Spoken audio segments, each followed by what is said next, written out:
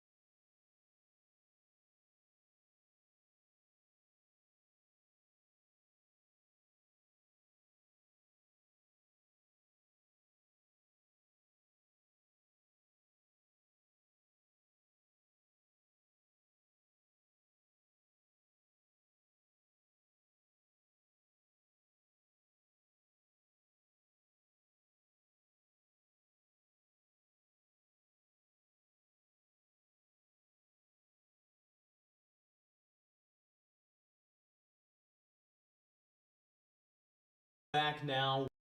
Multiple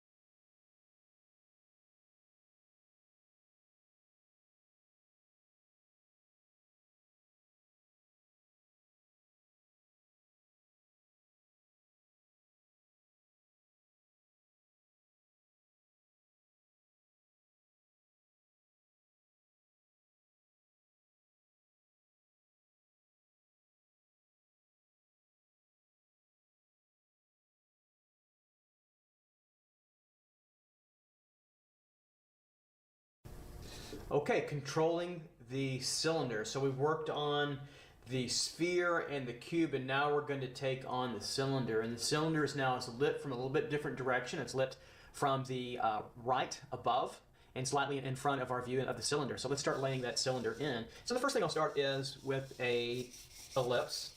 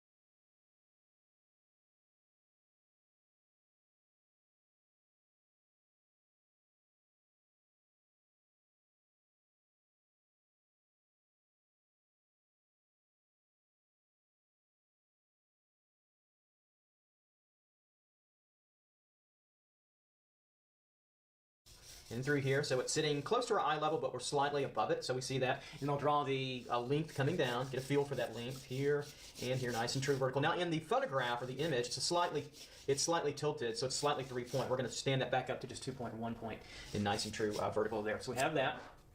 Bring those down and then cut off the ellipse here, which is a little bit more curved. I'll bring this up and over. Is a little bit more curved at the bottom than it is the top. A lot of artists, beginning artists, make mistakes. Since we're looking down on the form a little bit more dominantly, or actually at a steeper angle, this will get a little bit more rounded. So if I complete the ellipse inside, it will look something like that. Look how flat that one is. All right, so now I'll take the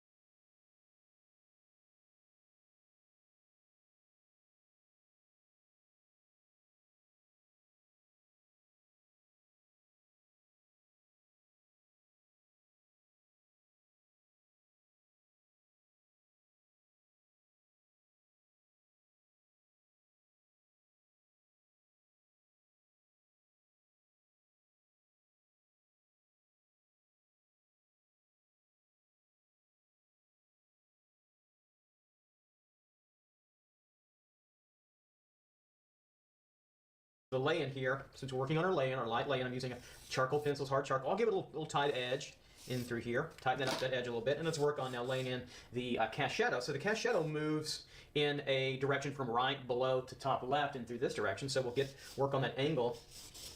And so the cylinder is more akin to the sphere because it has this round edge, but it does have some hard edge, straight vertical boundaries, kind of like a cube too, as well. Then we'll come back. The cast shadow, this angle here is about the same as this one, slightly flatter in perspective because it's got further to go, but it comes from the very back of the cylinder back in through here, so you can kind of think how that's coming through. You can see how that's coming through over, and then we just estimate how far to curve this on over. It keeps a pretty strong curved edge, and then of course it'll get a little softer out there later on as we're working too as well. And I'll kind of move that back over. So there we go. So we've got our lay in, and I'll get our table in.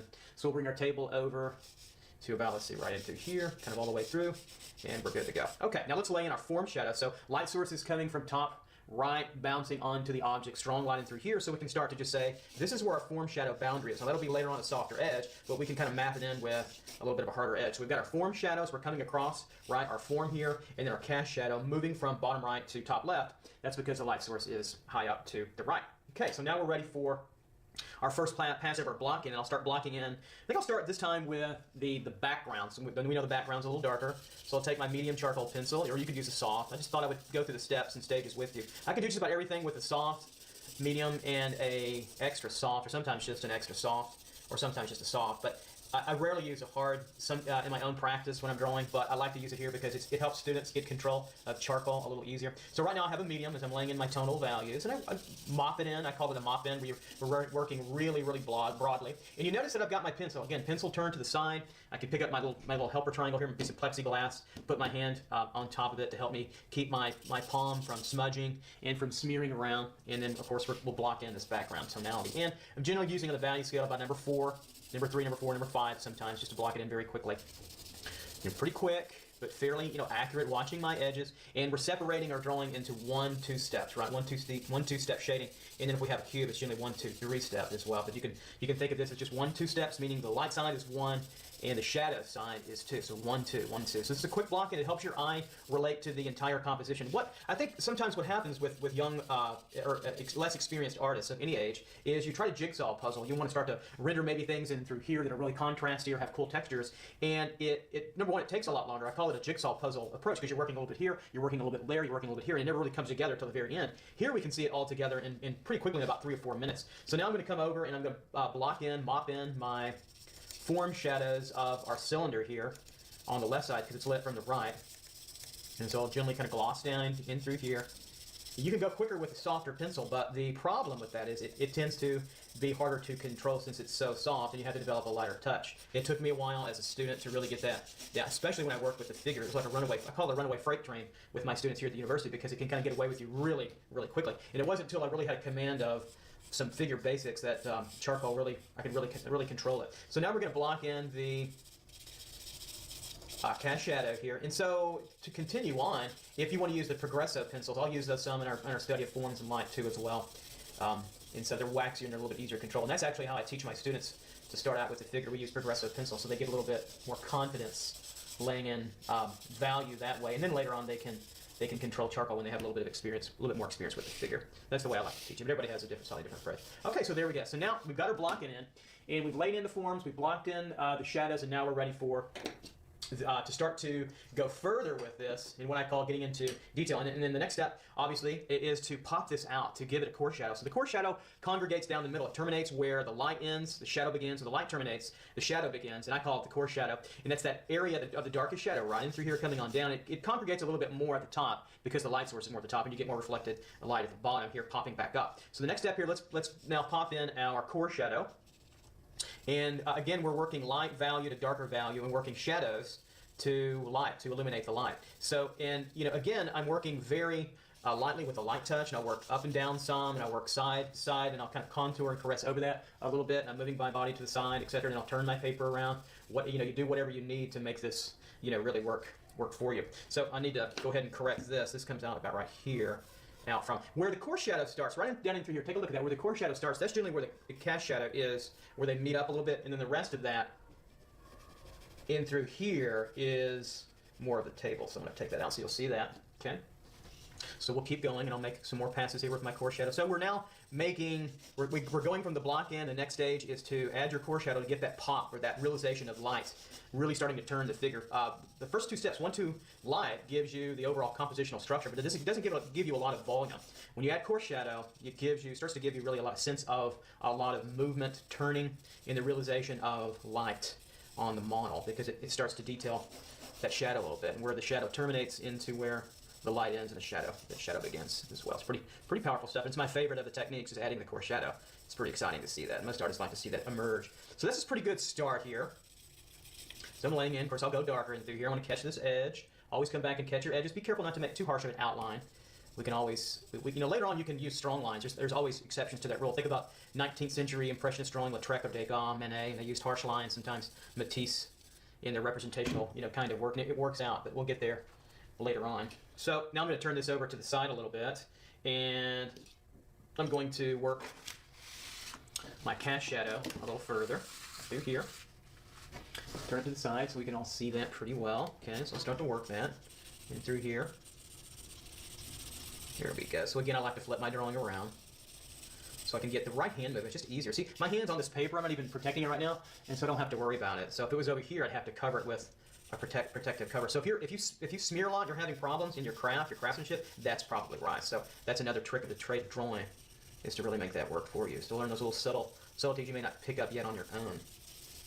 And my goal is to elevate you to a higher level, another higher dimension. So we're adding the first pass of our cast shadow, a little stronger in through here. And it's also, what do you notice when we get that cast shadow laid in the core shadow, we automatically start to get what? Number 5 is our reflected light that comes out pretty nicely too as well. So it starts to emerge. It all starts to come together.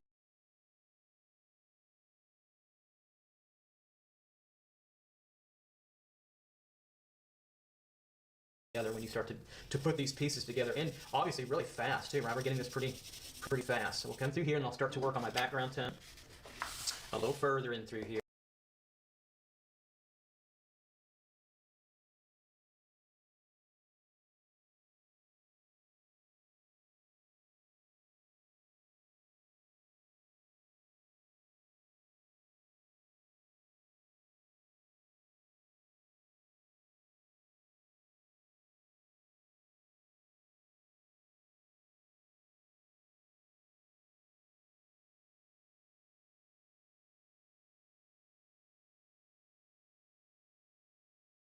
And so I'm going to set up later on a little darker over here, and it's just perceptually slightly lighter over here, so we'll want more contrast. Here's our focal point right in through. If we took a circle area, it would be right in through there. So let's do another pass now with our pencil here, a charcoal. I'm using a soft now. I'll move to a soft charcoal pencil. And by the way, these techniques work for any form that you want to draw, not just simplified forms on tables, but complex still life arrangements, figures, and depending upon the style, of the motive, the tone of your expression, it can be loose and freer, and water can be very tight, and it can be very trompe-l'oeil or very traditionally rendered. We talk less about style and more about technique, and more about the reasons why rather than how. Again, be careful. There's a lot of instruction out there, and I'm a little concerned. I get concerned. I'm not going to name who or what. That's not who I am, and I don't like or dislike videos that I check out sometimes to see. But I am a little concerned out there that I would say that there's some bad habits that get passed around, and if you don't know, then what's good or bad without some help, you may catch into some bad habits. So I've had students reach out to me on YouTube land and ask me what they thought about various other areas, and I'll tell you what's great. So if you're ever interested, email me, and I usually get back to almost everybody, unless the question is, every now and then I get some silly questions I'm just not even going to pay attention to, but most of the time I get great questions. And if you're interested in other studies on YouTube, which I am, I think you should get a wide approach. If you're not studying at school, then email me and let me know, and I'll reach out and I'll let you know what I think is pretty strong, and that you can learn a lot from, and what I think maybe that you should stay away. But I don't endorse, and I don't give negative reviews of that or anything. Certainly I don't give likes or dislikes, so as well.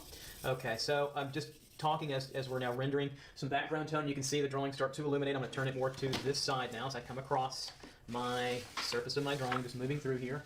We'll bring this over so I can get to it a little easier as well. Now, if you're working on an easel, you could turn your drawing board around that way. I'm just working on a flat table, and that's why I do this. It's a little bit harder to get to sometimes if it's not leaning up.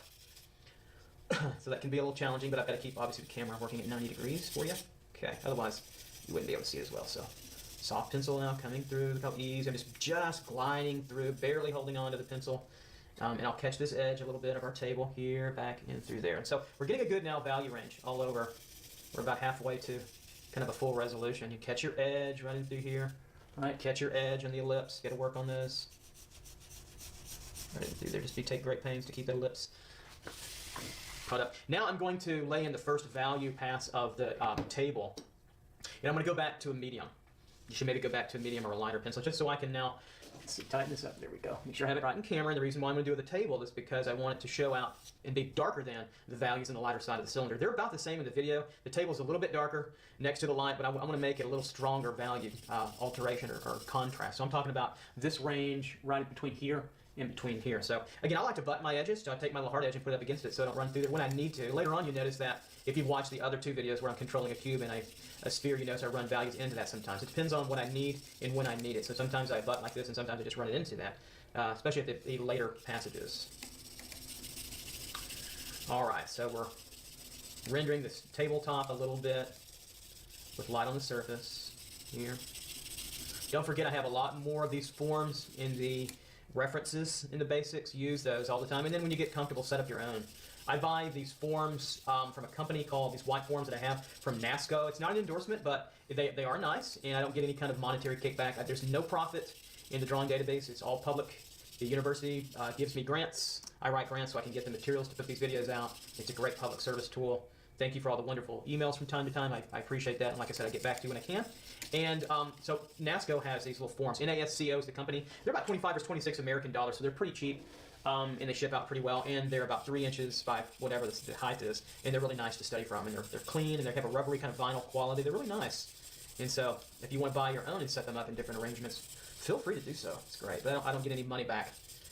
This is all nonprofit.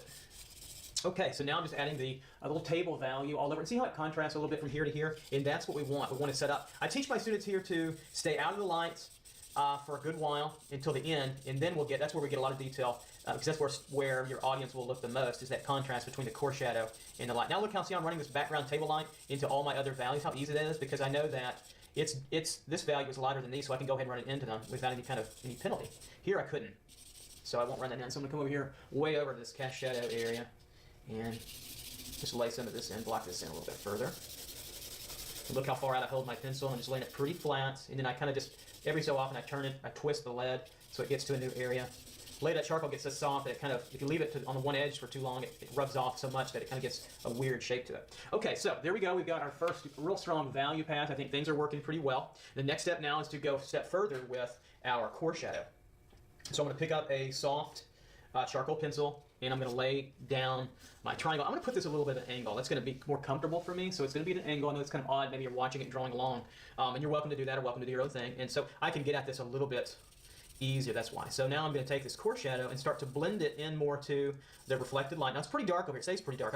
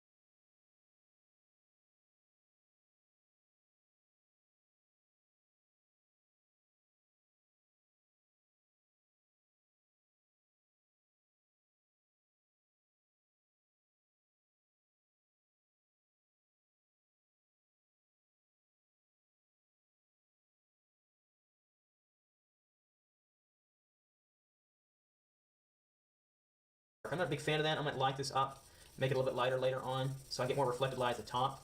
But this has got to be, all these transitions, folks, have got to be smooth edges. They cannot be, there cannot be any harshness in here. There's no jaggedness, any jagged lines or jagged edges. This is all smooth, ultra smooth transitions. So that's got to be the case. Even when we come back from the coarse shadow and we come across the form, that's got to be smooth transitions. You got to be smooth. You got to be a smooth criminal, right? Michael Jackson. You've got to be smooth with those transitions in form shadows. They don't have hard edges. Cast shadows and boundaries, like the boundary between this cylinder, which I can come catch its edge a little bit, just a touch, right in through there. That's a strong hard edge. So that recaptures that edge a little bit, and I've got to go darker now. So now I know where to go darker too, because it's darker than the background tone, and we keep working it.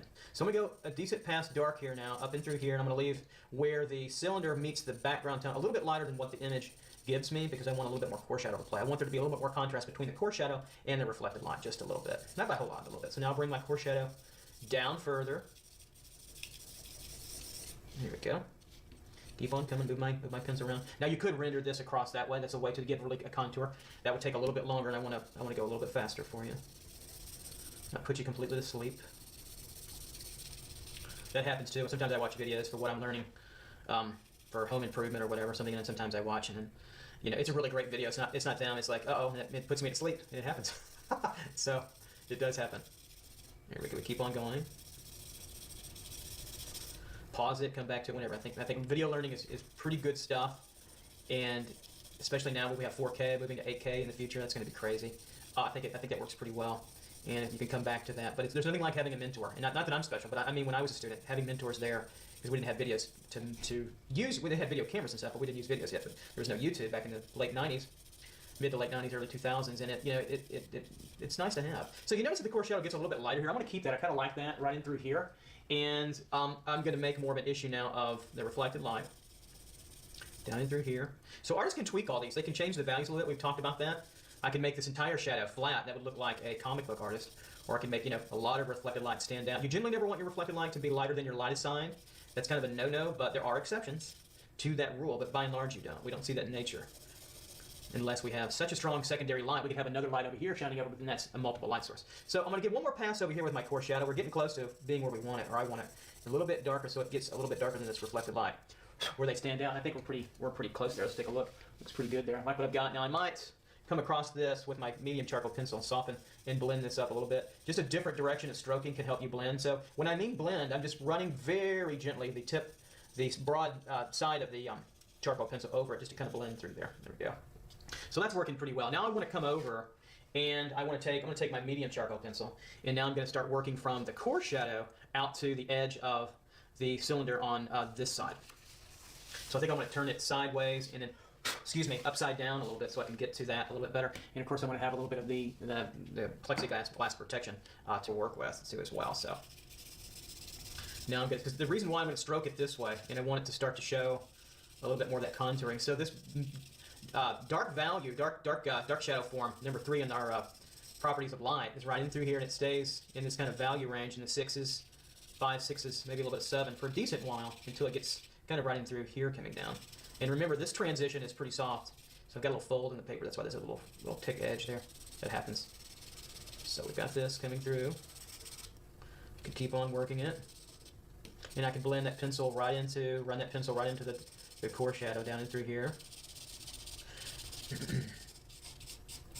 Catch that edge, work that edge a little bit, down and through. And we'll just keep working through. Now, I prefer, I've talked about this in the other videos, I like to draw over the highlight and erase out the highlight. That's subtractive drawing. And I think I'm going to do that because that way I don't have to draw around the highlight, which can be very annoying. Now, this has a banded quality. The core shadow, just slightly, but it's not a hard edge, so you want to keep that sort of transition between the core shadow and your darker form shadow smooth enough to not say it's a hard banded edge. You have to be careful. Students sometimes make that too hard. It looks like somebody's come along and painted a stripe on there. You don't want that. So be careful. Sometimes it's just one of those things you just kind of have to you have to be shown it, and then you have to just practice the dickens out of it and work there. So I'm coming across my lips through there at the top of the cylinder. There we go. Coming across, bringing this over. You just take your time. This is what takes the longest in the light form shadow, dark form shadow highlight area. I want to keep on coming over, taking great pains to go a little lighter. 1s and 2s, 3s, 4s in the value scale. that we're working with relatively here. And I'm just going to keep on going over because I'm going to go a little darker right where I'm drawing now than I need to because I want to erase out my highlights later. I think that's an easier way and probably a better way to start. And it starts to introduce you to subtractive drawing rather than just erasing. Subtractive drawing is an expressive means as well. So we're coming over here. So how do you practice? Well, you know, you draw a lot of these objects. Don't take this lightly. This is a key component of being able to draw and paint better is to realize simplified forms and draw and paint them. So at the university, we set up complex compositions with objects, simplified objects. Students paint and draw them as representationally as they can, and they are the great antecedents for more complex forms later on. So, you know, in music, if you're a musician, it's like practicing scales, music theory. But then, you know, do things that you want to do. Students email me sometimes and say, hey, how do I set up, you know, studying? I said, do these things, do these basic exercises and keep doing them, but then draw what you want. Draw in your own your own practice, and you get better too doing it. That you get better by doing. Just know that. This is a fold in the paper, by the way, this little hair mark. So I don't know where that came from. There must be a little fold or something underneath. All right, so we're going pretty well there. I'm going to turn the paper back oriented the same here. So that's starting to look like a nice tube coming across, sitting down. Now I'm going to darken in now the background form, shadow back there, the background a little bit, and also the table just a little bit now too. And so that we can get a little bit more contrast there as well. So look, I've got some smudges. You can't quite see them on the camera, but I got a couple of smudges. Take them out, work on your craftsmanship, right?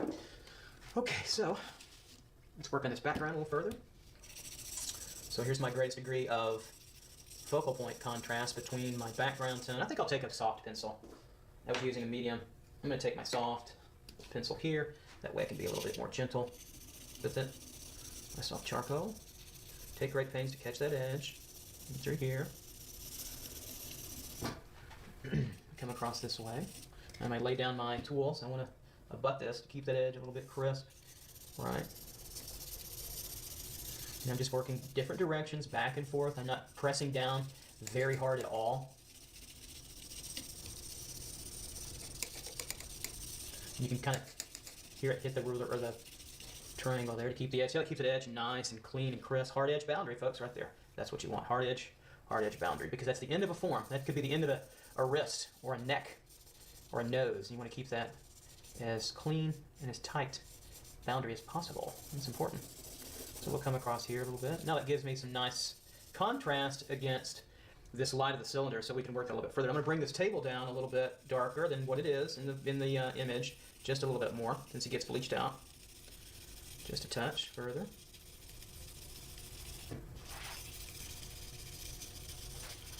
In through there, and a little bit even darker by the edge where the wall meets the little platform that I have. I set these up, if you want to know how to set up, I set these up with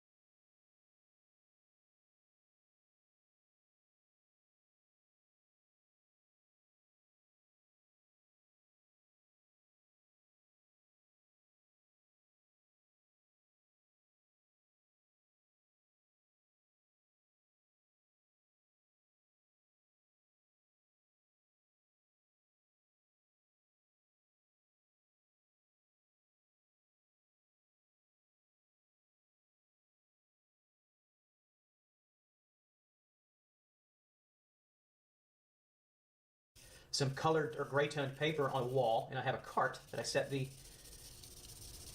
objects on, and then I had a piece of old foam core that was nice and clean, foam core board that I set down for the tabletop, and then I just had light sources that I used, and I have used my 4K camera to photograph. Nothing fancy at all, for sure. You can do that at home or wherever you're at. If you're teaching at middle school or high school or whatever, use these techniques, especially at that age. The younger that you can orient students to good drafting and craftsmanship is, boy, that's great. I had a really good high school teacher, Kathy Bradley. She was excellent.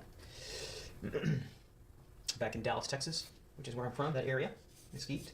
Okay, so there we go. All right, we're looking pretty good there. So I've got light to contrast I've got going in through here. Let me orient this in the center so you can start to see that's working pretty well. I'm going to soften up this little edge right here just a little further. It's going to bring mine over, my core shadow, a little further past this way than the image, but that's okay. Just want to soften it up just a step or two. Or just a softness or two, actually. And I'm just glossing over it, softening up in through here. Now I'm going to leave this for a while. I am going to add a highlight, but I am going to add this extra little, slightly darker value right here on the edge. I'm going to go grab my medium pencil. Right here along the edge, it's turning away from us, so it's turning this way and over, and it's going off and back around. Right in that little area, the highlight happens before that, so I'm going to just gloss over this gently with just like about a number 2 or 3 value, and very softly, nothing too harsh. And it's going to be just about the same value as the table, maybe a little bit, just slightly darker, very gently. And that tells me, it's going to tell the audience that that form is turning away from us, back around. And then that's where, in this area where I'm showing you with my pencil, that's where we're going to put the highlight. And through there. Okay, and we'll do that a little bit later. That'll help. Okay, so now I'm going to come over and I'm going to work on my background a little bit. And I'll pull out my extra soft now so I can really kind of finish this out. I'm going to go one more pass over here, make it a little bit darker. This is where I want to set up my greatest degree of contrast. I don't want to blast it with dark, but I want it to be a little bit dark. I certainly don't want it to be as dark as the core shadow. You want to keep it about 5, 6, 7s in the value scale. That's plenty because it's going to be up against 0s, 1s, and 2s, and that's going to be plenty of contrast. I could make it 9s and 10s, but that means it would be a very dark, heavy curtain background. But even then, it would have more value variation. So that's working pretty well in through here. That's a nice contrast. I think I like what we have there, and I think that's working pretty good. And so I'm going to come across the top of the cylinder. I'm going to turn it to the side so I can get to it better, get to the ellipse a little bit over and through here so we can darken it just a little bit, transition this out. So I'm going to really work on that edge. Sometimes, here's another trick. When I'm working on my edges, soft pencil's tough. So I might come over with a medium pencil. And then I kind of hold it in the writing technique, but I don't go all the way up. I come back a little bit so I can keep my hand off of this charcoal. I can keep it way behind and still reach it pretty well. So I'm just coming in to tighten up that edge. I'm not drawing a heavy line, even though I'm using kind of a line. It's kind of a soft line, if you will, but it gives me the ability to keep that edge a little tighter right in through there, because that's important to get that, keep that tight edge and that ellipse. And that's a little fold there on how let's get in there, but they do. All right, so I'll come back to my extra soft, and I'll blend a little bit here, and through here, go a little darker.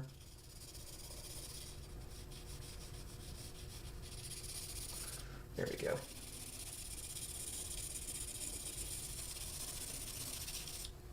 There we go, coming through, coming around, we're getting closer, so we've got some areas still to finish. I like what's happening with the background tone through here, so I'm just going to bring this over a little further. There we go. That's it. And then come across here. I'm liking what I have back here. I might darken up in a moment, but I think I'll push on in through here. I might soften up this vignette a little bit, so I'm just going to fade this off. Make it look a little bit more artistic with some sketchy marks. So kind of keep the edge a little, not quite as hard. That's just a design thing, artist kind of thing. Okay, so let's talk about now the top of the ellipse of the cylinder. I'm going to move now back to a medium. So here's what's interesting. The light source is coming from the top right, okay? Move this down a little bit. There we go. Shooting down to here, and the highlights through here. Notice that there's a little dark that congregates on this lip edge, and then it gets a little bit lighter over here. So a slightly more light is hitting it. The shadow slightly blocked by this lip edge. Not a whole lot, but then it gets a little bit lighter as we go through here. That's interesting quality. So I'm going to turn it upside down so you can see it in through here. And I think I'll turn my own image that I'm working from off camera upside down so I can truly see it too. That would help. See it the same way. So I've got it upside down so we can all work together. And so I'm going to work on this edge right in here, tighten, crispen this edge. Make sure we're in camera. Yeah, we're in camera here. I'm going to crispen this edge in through here. Okay. And add a little bit darker tone right in through there. Okay. Now, right in through here on the lip of the ellipse, right through here, it's a little darker. I'm going to go ahead and glaze over an entire tone over the entire ellipse.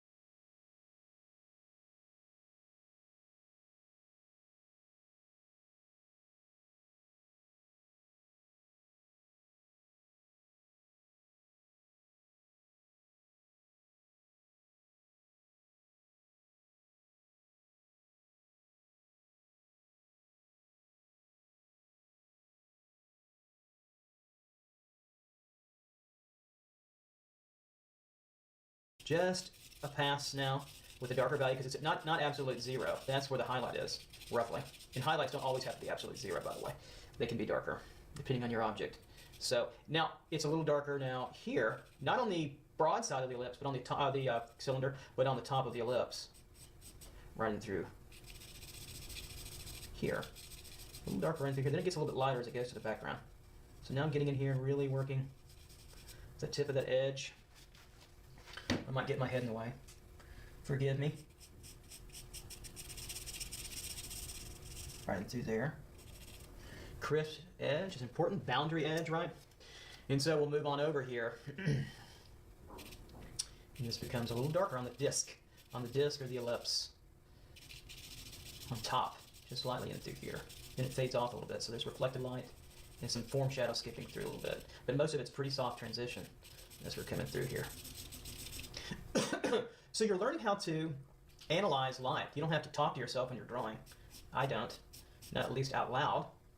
That might be weird if somebody catches me in my studio, my wife's like, who are you talking to? Oh, well, you have a conversation artistically with yourself and you're analyzing light, which is what we're doing here. Here we go. It lightens up on this side of the ellipse through here, and it's also helped by the darker form shadow and then reflected light on this side too as well. So they might very well just be about the same value, but when they're contrasted with darker value around them, they can look lighter or darker. Study Joseph Albers. Look up Joseph Albers in his color square series. They're revolutionary. They use them through art practice studies all the time. And that, even though he uses color and value and perception, it's the same kind of idea. So I'm going to come across now, recapture this edge lip here just a little, right in through there, and then I'm going to curve it and turn it right in through there. And then come over and darken this background tone, one slight little pass, and give it a nice edge. Of the two edges, which one would you want to be a little harder edged, and which one would you want to be just slightly perceptually softer? This one would you want harder since it's closer to you, the front edge, and then the one behind it here, you could do perceptually softer. I don't know if I've got that, but that's an idea, and I might come across this way and just blend this through here. Just slightly. I think we're good to go. Let me turn that back to our normative view. That's looking pretty good there. And let me flip my image back over so we can see that. There we go. All right, so there we go. I think we're working pretty well there. I might blend a little bit up here where it's kind of got a little stronger kind of line halo. I'll just kind of take that off by just running. I've got a medium charcoal pencil and just running it through both. I mean, barely pushing down. I'm not even pushing down. I'm just glossing over it. I call it glazing. It's just scraping across a little bit to soften that little area there. Right in front of there. It might have a little bit of divot in that cylinder, just a little bit, so it comes kind of like a little bowl in there, but not by much. That just happens with light sometimes. So there we go. It's looking pretty good. Okay. So I'm going to recapture my edge here, make it nice and straight. Come on through, right in through there, nice and strong. And let's talk now about the cast shadow. Let's finish our cast shadow out here a little bit further. I'll bring this over. Let me see if I can do it without flipping over the image. That gets kind of cumbersome. So I'm going to move now to my soft charcoal pencil, and I'm going to catch the edge of our boundary of our cylinder on the back side, the shadow side here, especially right in through there. Maybe bring that up and over. Just line my edges and just make a couple of marks right in through there. So we're a little darker now in the cast shadow closest to the object. Right in through here. There we go.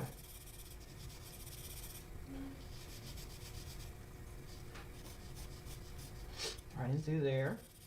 And it starts to fade out a little bit. We get some reflected light. It's a firm shadow edge here, but it's a little softer. And then lighter on this side, the back side, then it gets, as we come to the front side, it's a little bit darker in through here. Okay, we've got that. So it sits down. So we're coming in with our curve. Tighten that back up. And I may say, come in with our point, our tip. Point that through a little bit, over. There we go. Now just start to bring this over further. All this is going to get just a little darker now. We come through. It starts to get softer as we get further away from it. And through here. Notice the curve of the shadow takes on the curve of the ellipse. All these, what's interesting about cast shadows and reflections, they can all be plotted in perspective. I'll handle that at a later time in the video. If you catch those at some point in time in the future, you can plot that and learn more about why that is in perspective. And then you can create even more illusions of reality out of your own imagination, and or strengthen your observational skills. It does both for you. So I want to catch this edge right here, right in through here, a little stronger with a medium charcoal pencil. About right in through there seems pretty good. And tone that in a little bit. Keep that a little bit harder edge, and then as I get further and further out, I'm going to soften it up a little bit. Soften and soften. And it's a little bit darker. There's kind of a ringed halo here of darker quality value, and then it gets a little bit softer and lighter as it moves out away. There we go. Right through there. There we go. Capture that. Go a little bit darker back here in a minute. There we go. So that's looking pretty good. I think I'll give it one more pass overall. Just tone it down a little, make it a little bit darker. Through here. And I think I'll catch this edge. Remember, it's the back edge of the ellipse, the back, right in through here where I'm making that imaginary curve behind it, right in through there. That's where I'm thinking about where I set up my edge. Through here, it's a little bit crisper, and then it fades away too, like the others in through here. So it's still harder edge shadow, but and it's harder edge closest to the object. But then it starts to fade as more light gets in the way and reflects through there. And of course, the closer it is to us over here, it's the darkest. Cast shadow is always darkest right next to the image, especially on the side where it's touching the table right in through there. So that's looking pretty good. I like what I see there. Okay, so that's working pretty well. I think we're getting 95% there. I'm going to take my hard charcoal pencil, and I'm really going to cut into this bottom right in through here, meaning I'm going to hold it in the writing method and make a really incised line just where it hits that tabletop. And it's darkest where the core shadow is, and it moves over, I lighten up. And I really get light, then I lay off of it, and I come over here, and I'm going to make a little bit darker mark than what's on the image so that I'm going to tell my viewer this is turning. That's turning away from us. A little corner edge. It gives it a nice turn and movement. Okay, I'm going to come back here now and work just a little bit here. I'm going to pick up my soft pencil, and I'm going to work this background just a little bit darker. Not as dark as my reflected light, my core shadow. I need contrast. I want enough contrast, but I don't want quite that much. I want to take off just a little bit of it, so I'm tweaking it down. I'm going to bring this down into the table a little bit as well, and turn off that contrast to about a degree or two, maybe a half step overall. Just kind of just tone it down because I really want you to see here first. This is all secondary and tertiary. Let me bring this down so you can see that. And this is the most important right in through there. Okay, that's something too. It's really easy at drawing because you just kind of, what I call glaze over it. So I'm adding tone here. I'm barely pushing down. I can be really loose with it. You can't see because it kind of blends it all together. And then I come over here. I'm a little bit more controlled. I'm keeping the background boundary, darker than the table, but it's still it's kind of a softer edge than what the image gives me because I want to make it feel slightly out of focus.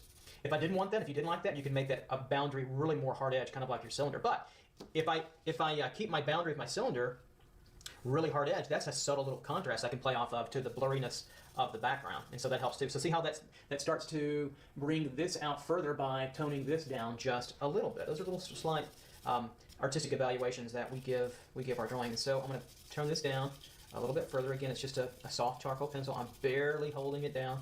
Just letting it, it's almost like it does the work for you. I just move my arm and wrist a little bit, and it makes the mark. So I'm just letting the paper texture, which is not a whole lot, just regular old sketch paper, do the work for me. There you go. Let's see. Now, so I'm going to darken up just slightly, one more little pass right in through here. Really blended, really soft, so I can set up that contrast on my highlight, and then we're going to add the highlight, and then we're going to say goodbye after that one. Almost there. Okay. So we've got that. I think that works really well in terms of our contrast. I think we're looking really good. I think I'm going to tighten this edge up a little further. Be careful when you tighten your edges. Use hard or mediums. I wouldn't use a soft or extra soft in this technique because they don't give good pointers. I like pointers. It gives me, I point, and see that really gives me that tight, crisp edge that I'm looking for. That helps. Okay. And I think of all the forms that you're drawing when you render light and value, I think I think the sphere is the hardest.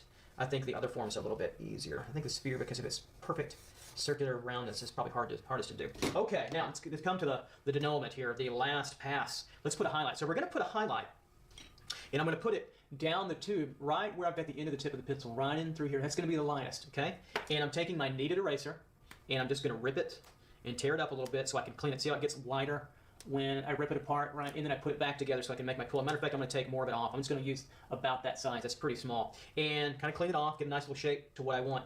And then I'm going to remember, I'm just going to dab at it. I'm going to take it down. I may be glossing this one. I'm going to gloss it, okay? And I'm just barely stroking it. This way I'm giving a vertical direction. I could go in this way if I want. It's easier, I think, quicker to go vertical. But, so that gives me a little highlight there. Now, what happens is that it gives it kind of a strong line look. You can see that already. Now, if it was a glossier object, you'd say, hey, I kind of like that. But for me, I want to soften that up a little bit. So in order to do that, I just come across here and take my medium charcoal pencil. Now I'm going to glaze back over it like I did before. But what I'm going to do is try to just soften the edge of that just enough, and so it blends back into itself. So the 1 values, the half step, the 0 value of the highlight blends in a little bit and softens up that little highlight edge just enough to give it a little bit more of a matte look to it.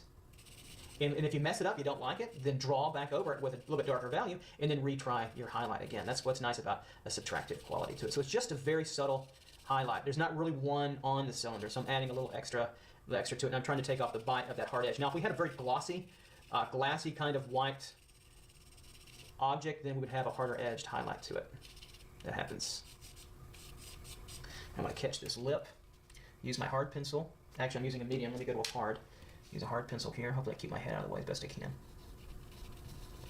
I'm going to come across and just catch that edge right in there just a little bit. Work on that lip. It looks pretty good in through there. Okay, let's see how we're doing. Let me soften up. Let's see how it looks in the camera. Yeah, we can kind of see that highlight coming through.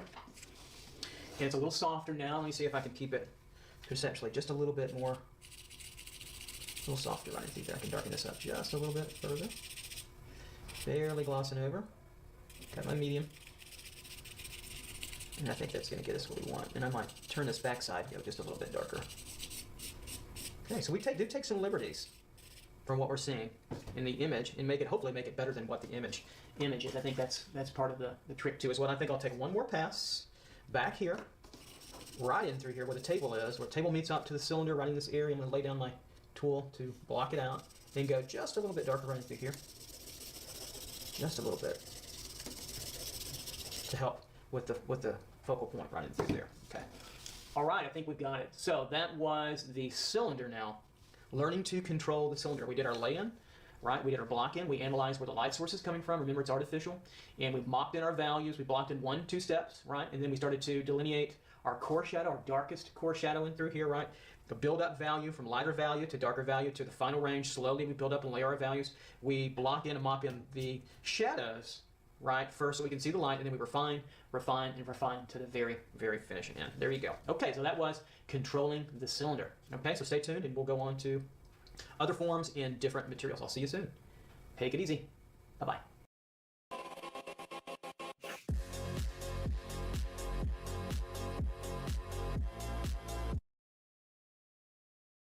Very, very finishing.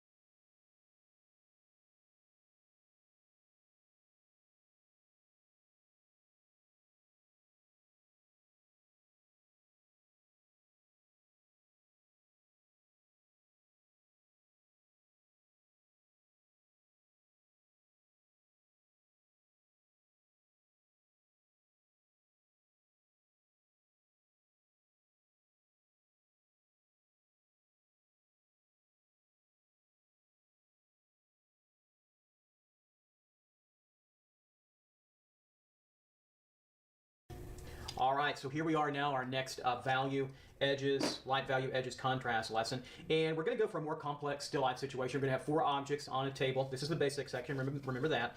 And I've got in front of you now a toned piece of paper. This paper is manufacturer toned. It comes from a line of paper products that I use when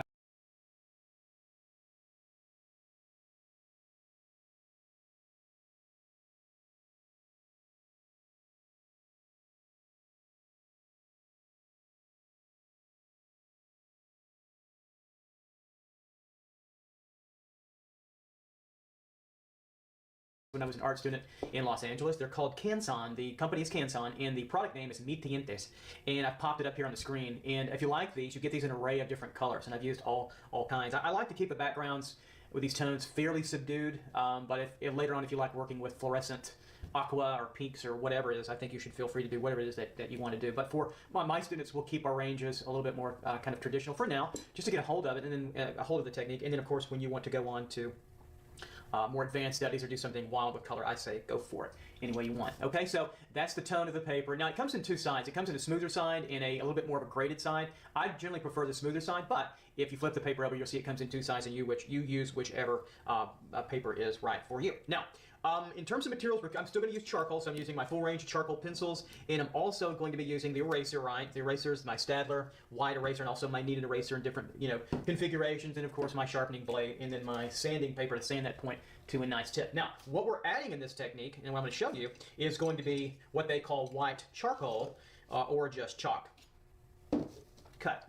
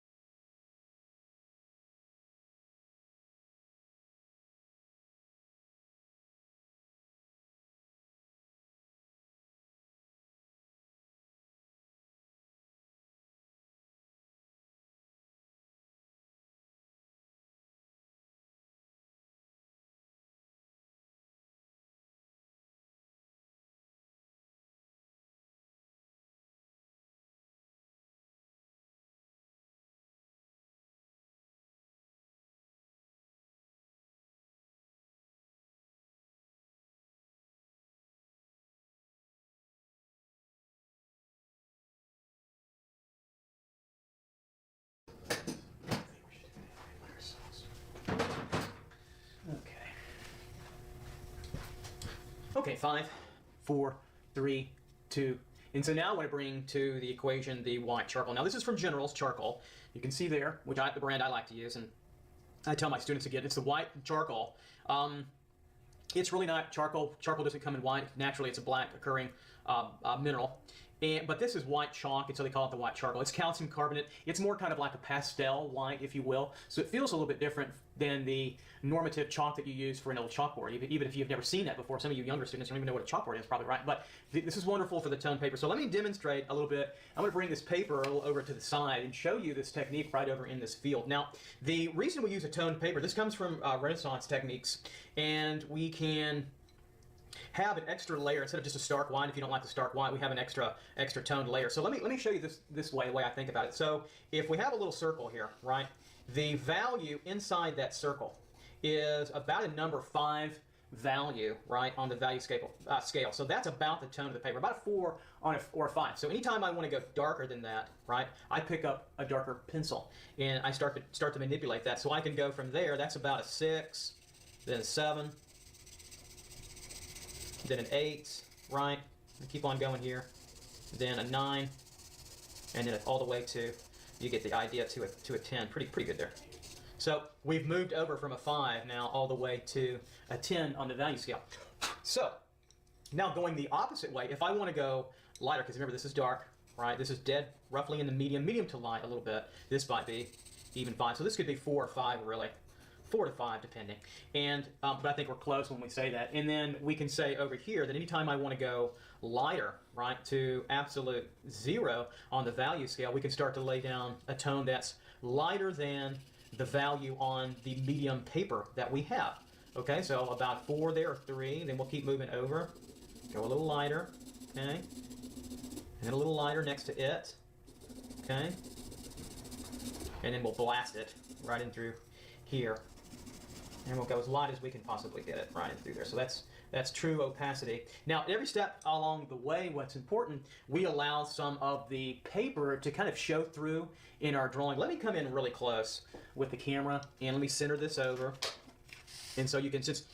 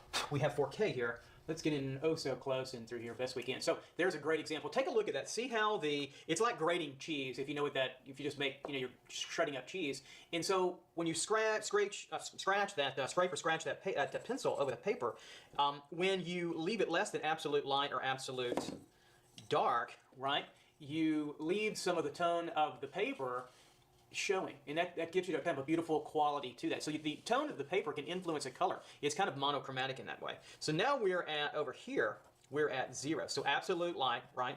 And we move to the middle and we leave the paper on its own, right? And then we start to move to darker values, 6, 7s, 8s, 9s, all the way up to a 10, right? And we go for true darkness. Now we want to get there slowly with our transitions, like our previous cube, sphere, and cylinder, right?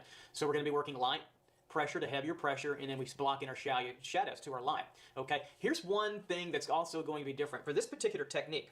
When we have a transition from light, there's always going to be a slight intermediary step between the light tone and the darker tone, and that's the tone of the paper. So we'll never, right now, we'll never scrape the two in together. So let me show that down below. Okay, so if I have, let's say, a darker tone here, let's say about 6 or 7, on the value scale. See, that gives you a nice texture, by the way. It's a nice paper for that. And then I come along with my white pencil here. We're not going to blend the two together for this technique. We will in another technique. It's a slightly different technique, okay? But we want to stay away from that particular process, okay? It gives you, see how they blend together? It gives you a slightly different tone. It's almost kind of like a bluish tone, if you will, but it's certainly a middle gray kind of tone in there. And we want to stay away from that only because there's 2 techniques we can do with this, and this is the first one. So we won't blend together, and I'll put it dark over here to show you kind of how we mix that together. So we want to stay out of that for now. Light coming here, and then dark coming on the other side. So we kind of want to stay out of that. I think that's important to note. So we'll work with this particular technique, and then later on we'll do a drawing.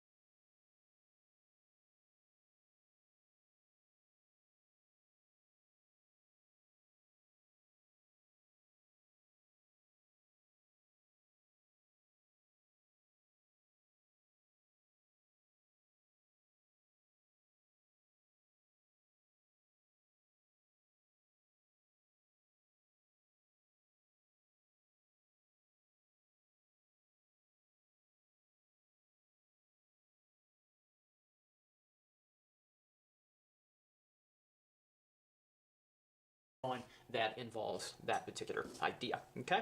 All right, so I wanted to show you that. I think it's important for you to see that, to understand the particulars and the differences of that process. So let me pull the camera view out now. We'll come on out here, back to comprehensive view. I'll try to keep that in camera so we can relate back to that. Okay, so what I've done, the paper sheet's about 18 by 24. You can buy those at the art store here in the US. And the image size I'm going to be working with is going to be 9 inches by 12 inches. So it's 9 inches vertical by 12 inches over. So 9 by 12 here. So I'm going to start out now laying in the composition. And we'll just do a very light, loose lay in, and then we'll tighten this up a little bit. So we'll work with this back table angle. And it's a little bit angled slightly to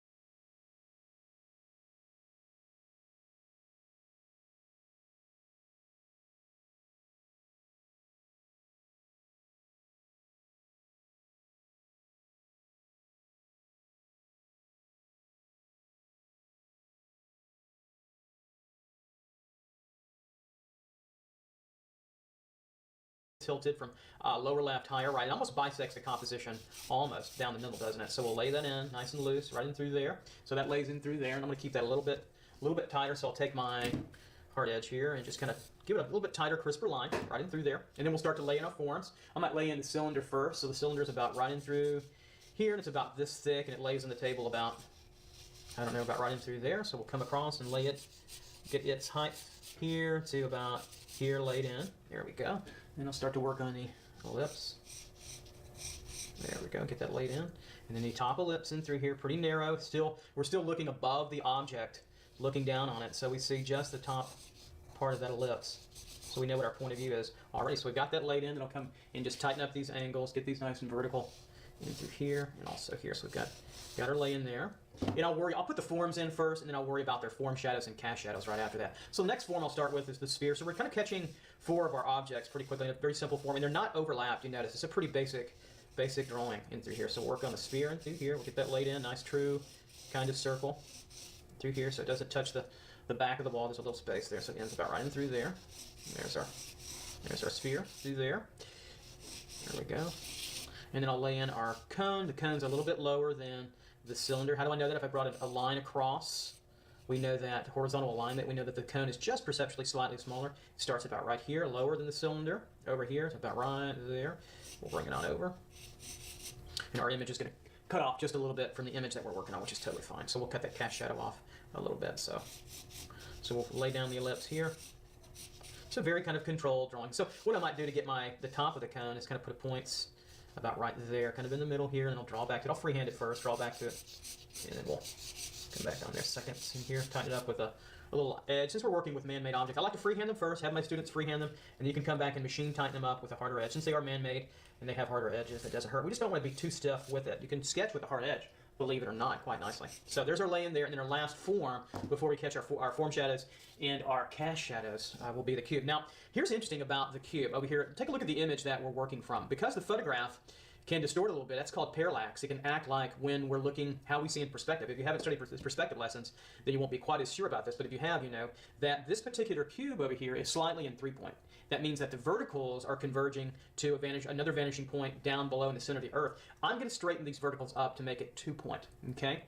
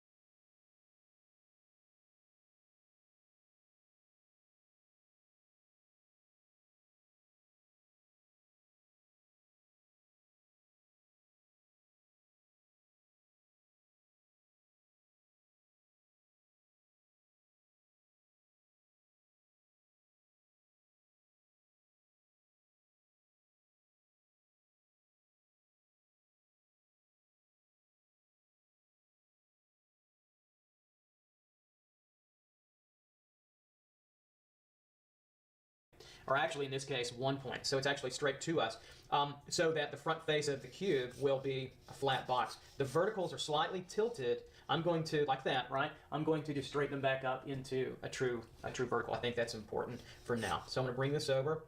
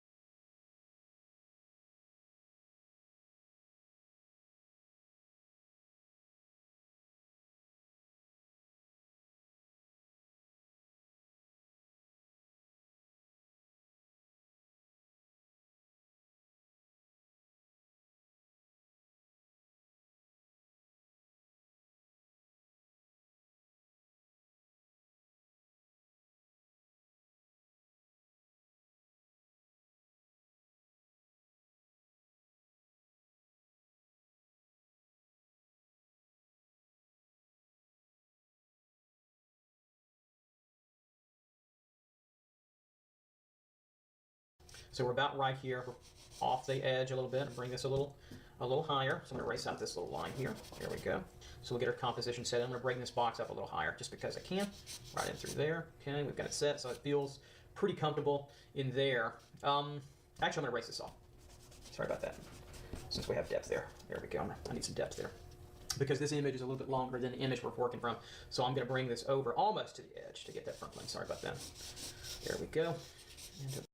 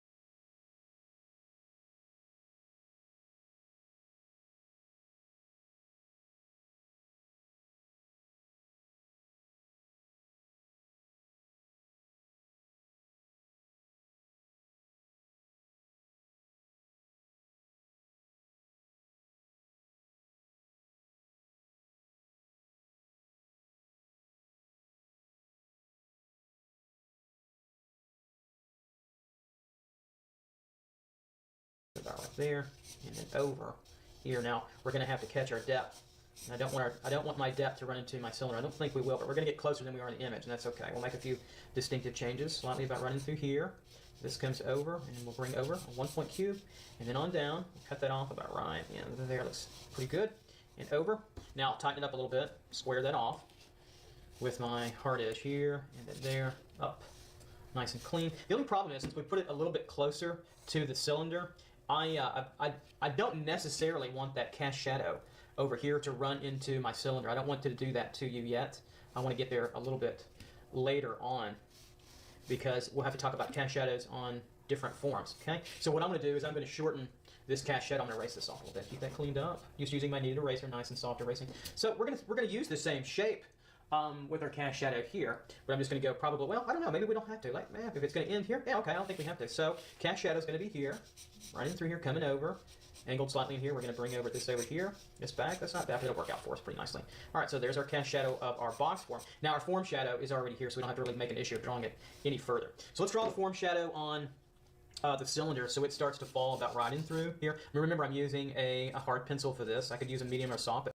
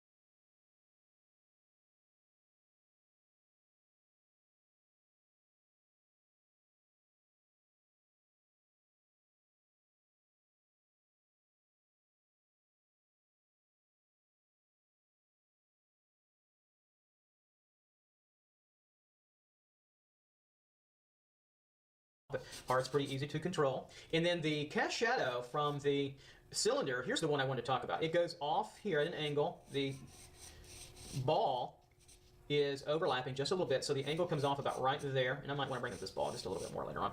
The angle goes off on the wall about right in through here, okay? Now, the cylinder shadow hits this wall, then comes up, and so we're going to obey what we see in this curve. We're coming back here, we get a little bit of an opening right there. We see that table come through about right there, and then we kind of get it straight coming up, and then we get this wonderful little sort of curved shadow. It's taking on the end of the ellipse, and it's getting distorted or changed because of the plane change. So it comes out here and then goes 90 degrees up, and we get that distinctive, I think, interesting plane change. So there was a little bit more width in between here and here.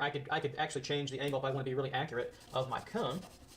And you can too if yours is a little bit different, but I want to try to be fairly accurate. So this cone could go just a little higher, and so we can move, that cast shadow gets a little bit closer to how we see it in the image. It's so minor that it's not a big deal, but I thought it would get a little bit closer. And still a little bit lower. There we go. All right, so in this cast shadow edge then can come over a little bit longer in through here. Now that we're drawing lightly, we can make a lot of changes. You can erase charcoal very easily. It comes off pretty quickly. Okay, so we'll bring that over. It almost touches in through here. We'll keep it flat, and I'll take my edge and keep that edge pretty flat and through there. And then this angle of our cast shadow will come over a little bit more. So about maybe a little bit higher, and then over and kind of touch right in through there. We have our cone through there. And let's get our cast shadow of our sphere. So we'll put a little area, especially where it sits down on the ground, about right in through here. Nice little darker, crisper line through here. There we go. Form shadow caressing over like a crescent kind of moon coming in through here. Okay, and then gently turning underneath here. Later on, strongest is going to be about right here with my core shadow. Sometimes I'll put a little softer, darker mark to just kind of show myself right in through there. And then see how it cascades. It comes underneath, down, and through here, over. And the bottom of the ball touches kind of underneath and curves back over, so we don't actually see where it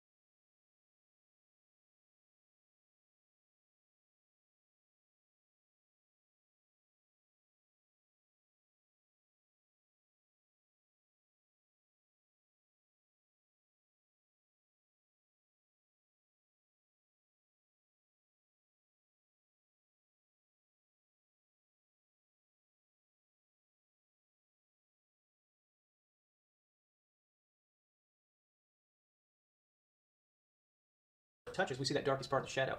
The cast shadow starts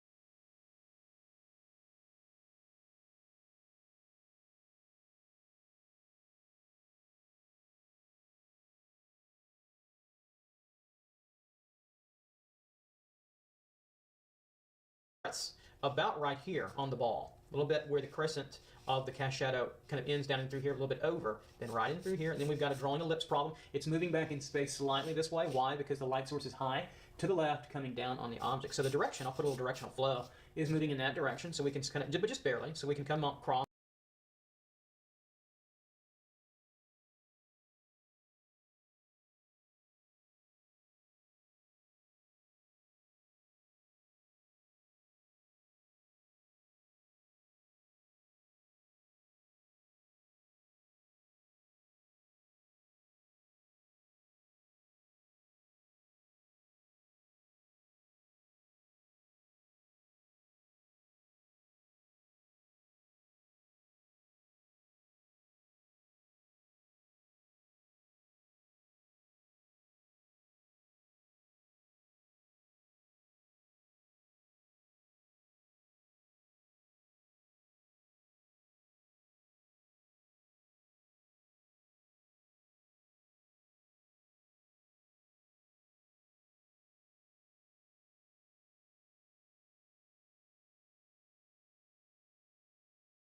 and say, okay, here's where the ellipse ends, right in through here.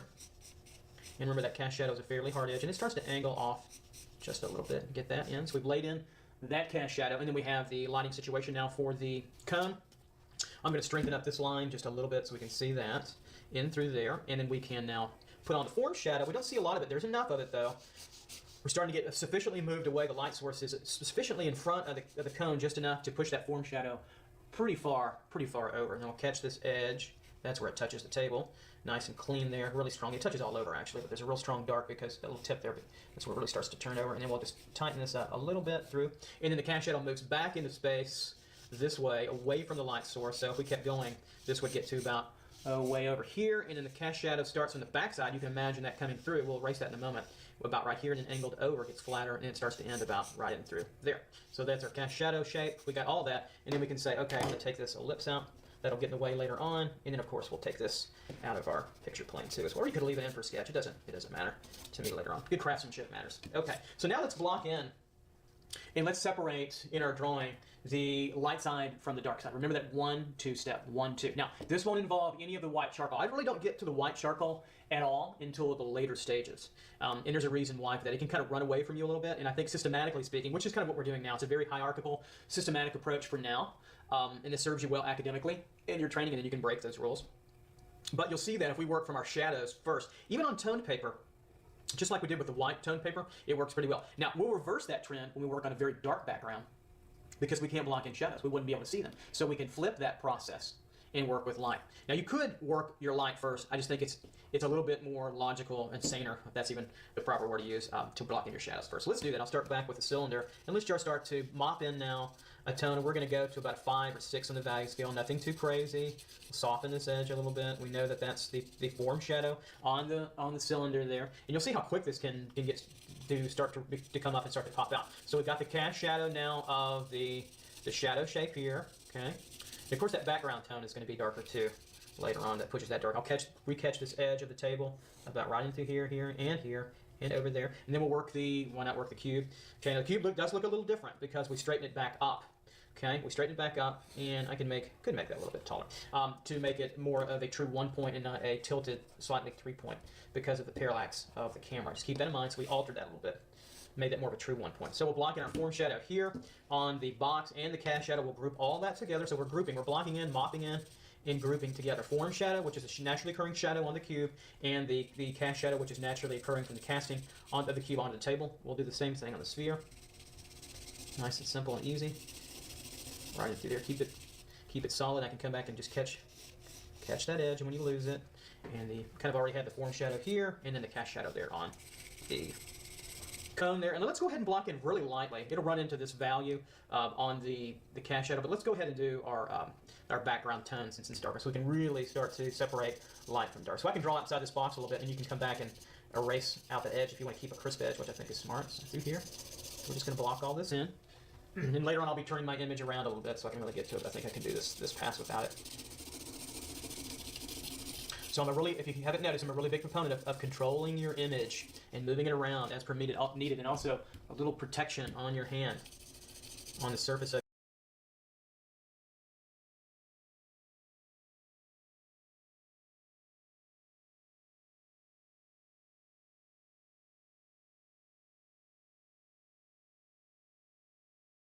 your drawing. Later on, this could be oil or ink or something that stays wet, acrylic. Even in drawing, you can draw in wet materials, and sometimes you need masking and protection from it. So I'll block this in. So I made this cast shadow on the wall a little darker so it can show up against the wall, because that's the way it will be later on in value contrast that we have. The cast shadow will be about 3 steps darker than the back wall, but for now, obviously we're just blocking and we'll keep these values much lighter. We want to build up our value system slowly, gradually, and get confidence with that. And then later on, you can get there quicker for looser techniques, plein air painting or German expressionist type work, or whatever it is that you're going for, illustration, whatever. But we want to build it up slowly and gradually to get there. So we're blocking in our shadows, and we're working lighter values to darker values. Pretty common. We really haven't changed our technique from the previous 3 drawings, the cube, the sphere, and the cylinder. We've changed the paper tone, and we're adding a new pencil to the process too as well. Okay, so I think we'll start now, and we'll start to block in and hit our core shadow.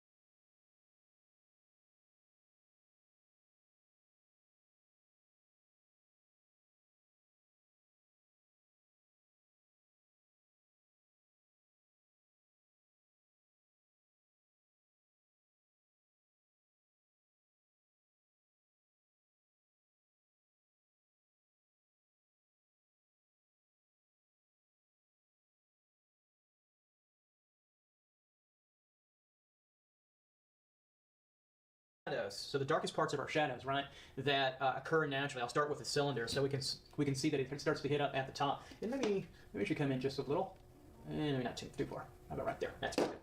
And we'll start that process. So we'll start to hit along here in my core shadow. Just letting the paper do the work, scraping the pencil onto the surface of the paper and kind of letting just the tone and the pigment of the charcoal, that material just scrape off. So we're going a little bit darker here. Now there's a backside to that where there's reflected light, so I am leaving that a little untouched for now. I'll catch the edge so you can see that a little bit. Okay, and I'm going to turn this to the side a little bit here. There we go. Make sure you can see that nice and cleanly. And we're just going to, so I can get at a little bit more comfortable position. In through here, so, you know, later on I'll go a little bit darker, but we're getting close already. In through here. So kind of glossing in the core shadow, but also the reflected light a little bit too, putting those together. Okay, coming across, and I'll add a little bit more darker form shadow. And I'm building across the cylinder pretty quickly. The transition, remember, it's a soft edge, but it happens pretty quickly. And I'm building up to about the tone of the paper. Okay, so the tone of the paper acts as a darker form shadow, so it's about right in through here before we add any light. So we're gonna build up our entire drawing of value before we add really any kind of light tone to that. So I'm gonna come across here, take my hard charcoal, come back over here, catch this nice edge in through here. Okay, work on that ellipse. That kind of point, make a little point there for that little ellipse turn. It draws your eye to it, makes it crisp. Right in through there, and then we'll turn through. A little point there, right in through there. Hopefully I kept my head out of the way. Do the best I can. Put my big old ugly bald head, which some of you have seen now for a while. Sorry about that. Okay, so now we'll add a little tone up in through here. So a little lighter over here. We see now a little bit of tone. It's not too dark, but it is a little bit darker than the paper. So this particular technique, if you've never done it before, can be a little bit difficult for beginning students. It's where do you know to add the white to the dark? Well, that's that little diagram that we did beforehand to know that don't run the two together.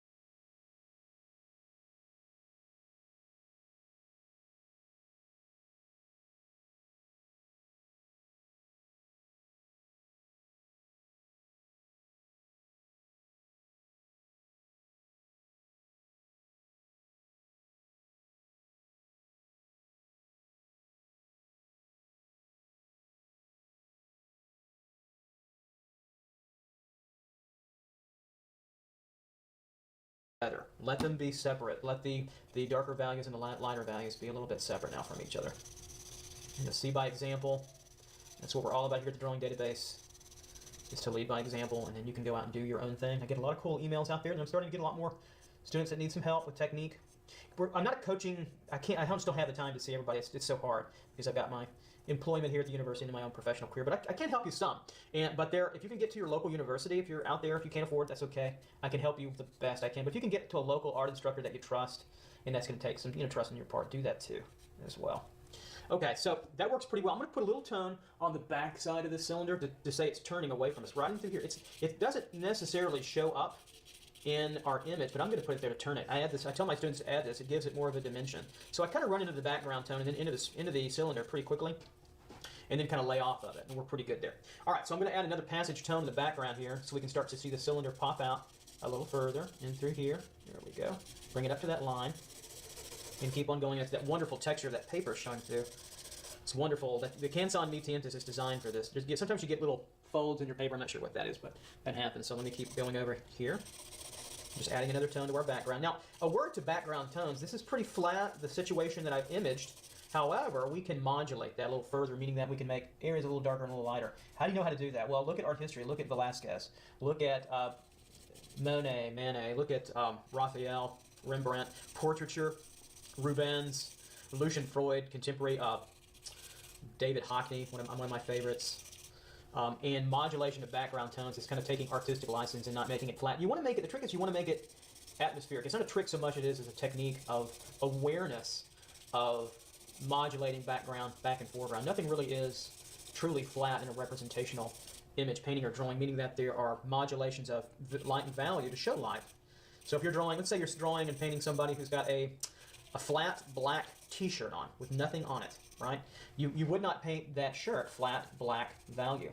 It would look like a shape in your value drawing. It would not make sense for you. So you have to modulate that with tone. Same thing back here with our drawing. Now we'll get to that later on. I may just go blocking in one distinct little value or value ranges at a time, and then we'll start to modulate where we need. And generally you'll modulate darker closer to a highlight. This image, the focal point is probably going to be right around in through here. So the darkest background will help show off that light transition there, okay?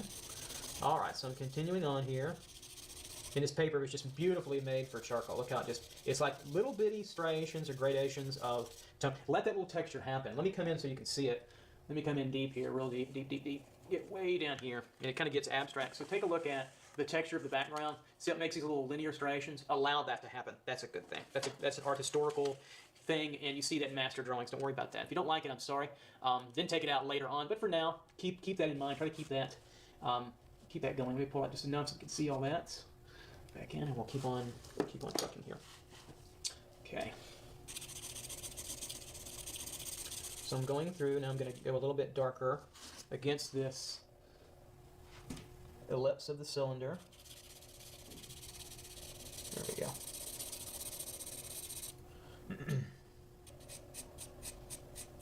Catch that edge very nicely. We'll come back through here. And that starts to contrast pretty nicely so far.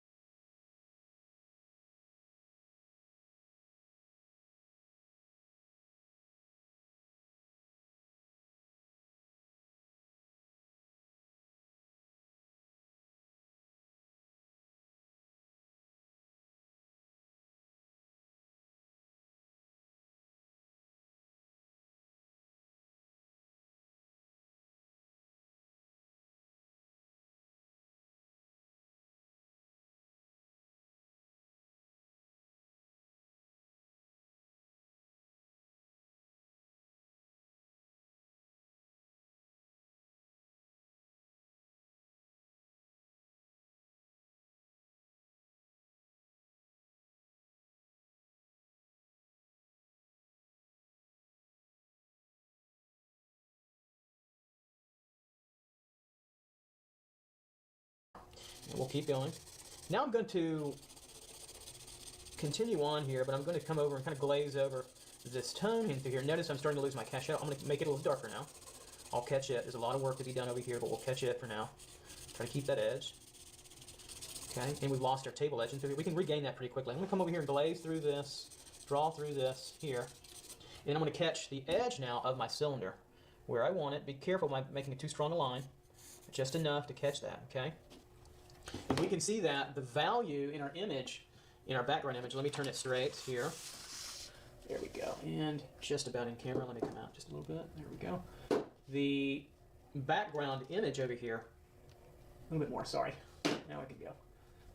Our quartz shadow and our reflected light are close to the background tone. Now we can change it if we don't like it, but I need to get this edge nice and crisp and clean. That's important. Right in through and on down in through there. So now I can take my cast shadow edge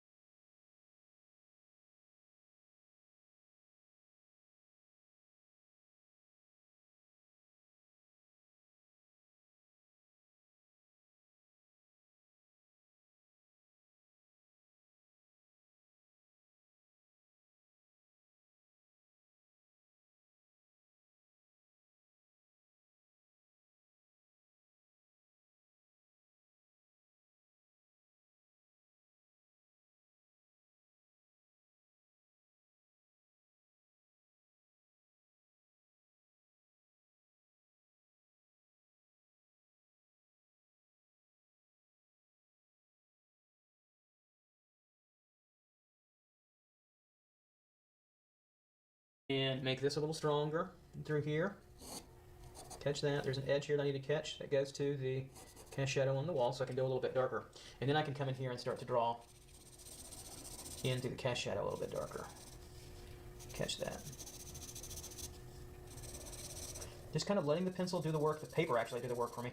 Just scraping over it and letting the texture of the paper take on the charcoal. So it's ridged. It's like potato chips that catch the charcoal a little bit. There we go. Now we'll come up with that cast shadow. It's a softer edge, so I'm going to make a little line with my ruler, or my hard edge, and then later on I can soften that down a little bit, running through here. Because that's softer on the wall. There's some air and atmosphere getting in there. And getting in there to that cast shadow. It's still relatively a sharper edge, but because it's cast, we can tell it's from the cylinder, right? But it's a little softer than when it gets closer to.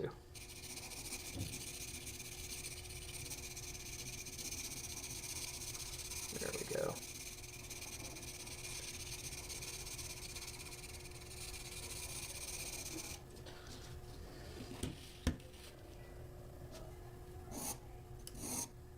Catch the edge a little bit in through there, so that's working pretty well. Now later on I can go darker in through here. I'm going to leave it about this stage. I'm going to come over here, recapture the edge of the cylinder just a little bit more, use a stronger line, and I'm going to take this coarse shadow, soften this over here, go a little bit darker.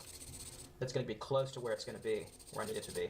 That's pretty close right in through there, not bad at all. Okay, so I'm going to keep going over here, move this over a little bit, and we're going to continue to block in our background tone a step further, in through here, for now.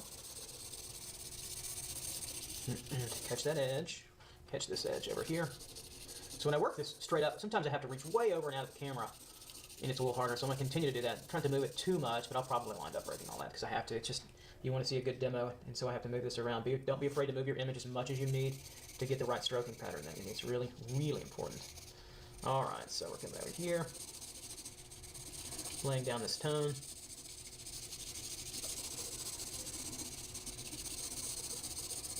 Keep on going here. And so we're getting a little bit more contrast, right? We're developing that principle of art.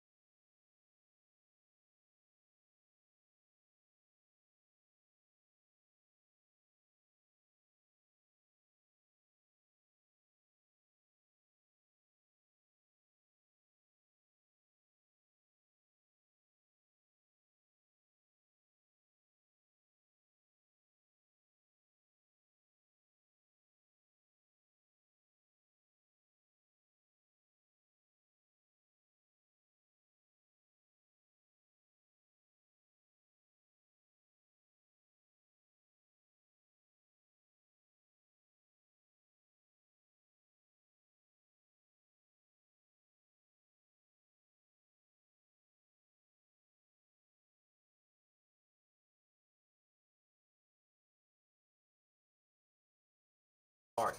Contrast is a principle. It's not an element of art, but it's a principle of art. There's concepts and their elements, principles and their elements. And contrast comes into play. How strong or how weak do you want your contrast, or minimal, if you will? And I'll catch this edge. I'll point a little bit to this corner. Catch the edge just cleanly of my cone. Cones can end like a point, in a point, strong point, or sometimes they can curve over and end, rather circular or dull, I suppose. I'm gonna take that little mark I made there out. Okay, and then we'll grab this cone tip, come in a little bit. Now we're cooking. So now we can come over here and we can add in more form shadow with our box. Pretty simple for now. Go a little bit darker. And core shadow congregates, remember, in the corner, that front corner, a little bit. So I'll catch this edge. And so I'm talking about adding a little core shadow right in through here to the front edge and then letting it fade pretty quickly, and maybe even the top a little bit. It doesn't take a whole lot. It's subtle too, isn't it? But it's not flat. That's where artists, younger artists or inexperienced artists make their mistakes. There we go. But you don't want it to be flat. Right in through there, kind of in a corner, and it comes out a little bit. That's probably enough. Right in through there, and then we'll take on the cast shadow a little bit. Notice I come up and I'll catch my edge, keep it crisp, or I can come over here and say, okay, I can lay this hard edge down and take some of that drawing off. Because later on we'll be adding value to the table. And so we can say, okay, this goes a little bit darker here. Catch that. Through. Working it pretty well here. Catching my edge. This cast shadow in the back of on the table is a little darker than the form reflected light on the object into here. Really pay attention to those values. This gets a little softer, so I'll blend this over. Blend this through a little bit.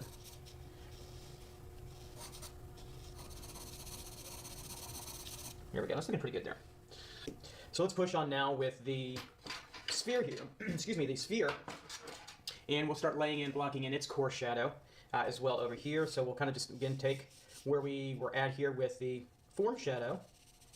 I'll start to gloss over this a little darker and then take and start to separate the form shadow into the core shadow. Remember that darkest part of the shadow here, kind of that crescent moon shape on the ball here.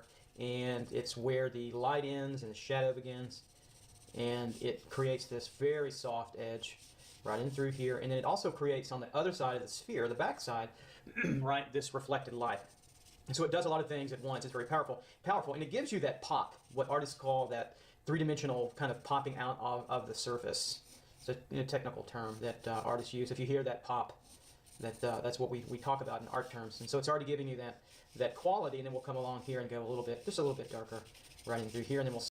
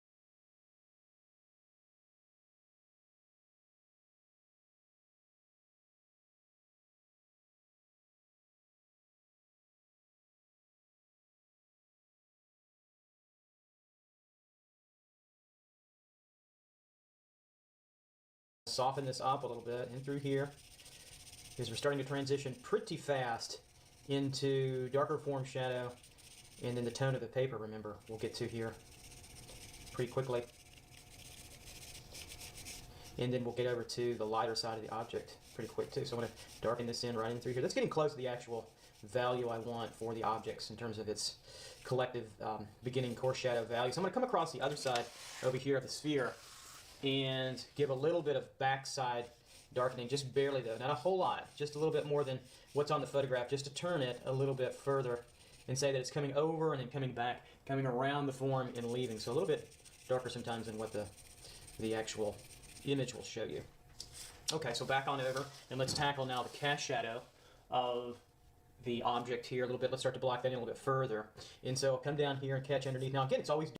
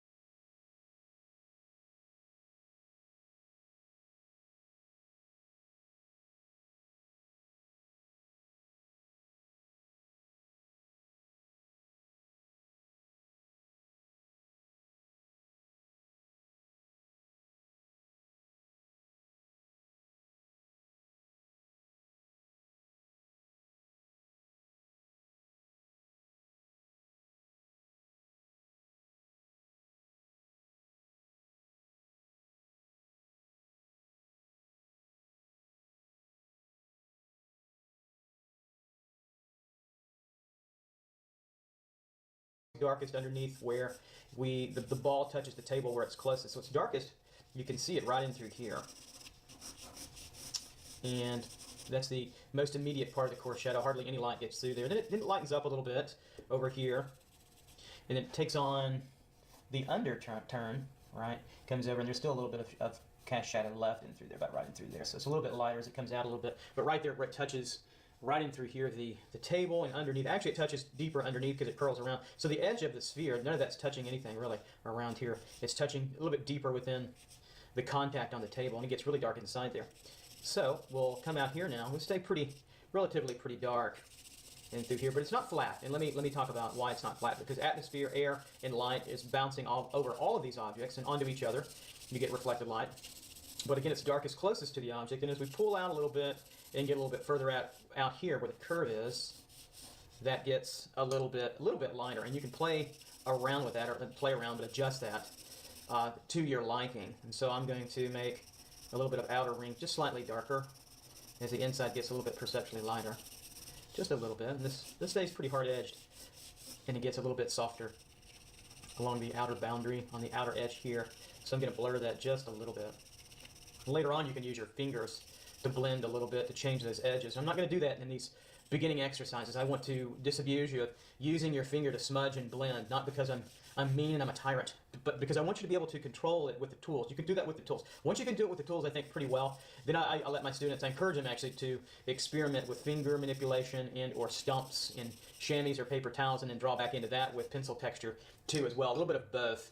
And that takes some art historical reading, or looking at images actually, to really get that idea of what I'm talking about. Is some of the greatest draftsmen of the past would use a little bit of smudging and also just true drawing. Now I took the edge down a little bit just to clean it up, but I'm going to blend it just a little bit right in through here to soften it up right in through there. So that's looking pretty good. Maybe just a little bit darker right in through there. Okay, so let's go now for the cone, and then we'll kind of reassess what we've got. We're looking pretty good there, and we'll get some more subtleties, and then we'll probably, what I call, turn on the light, and that means we'll start adding the lighter pencil to the composition. So let's turn this over to its side. I'll work with the cone a little bit. So it kind of just sits there for us. I'll kind of darken this in a little bit on the back side. We can see that, and then I'll come across with our form shadow. There's not a lot of it there. It's pretty thin, but it's there. And it's hard to see, but there is a little reflected light. So especially down here towards the edge, I'm going to add the coarse shadow and take some great pains to keep the reflected light next to it on the shadow side a little bit lighter. So you see that I'm going to come across here, catch my edge, so you can see that clearly right in through there. Catch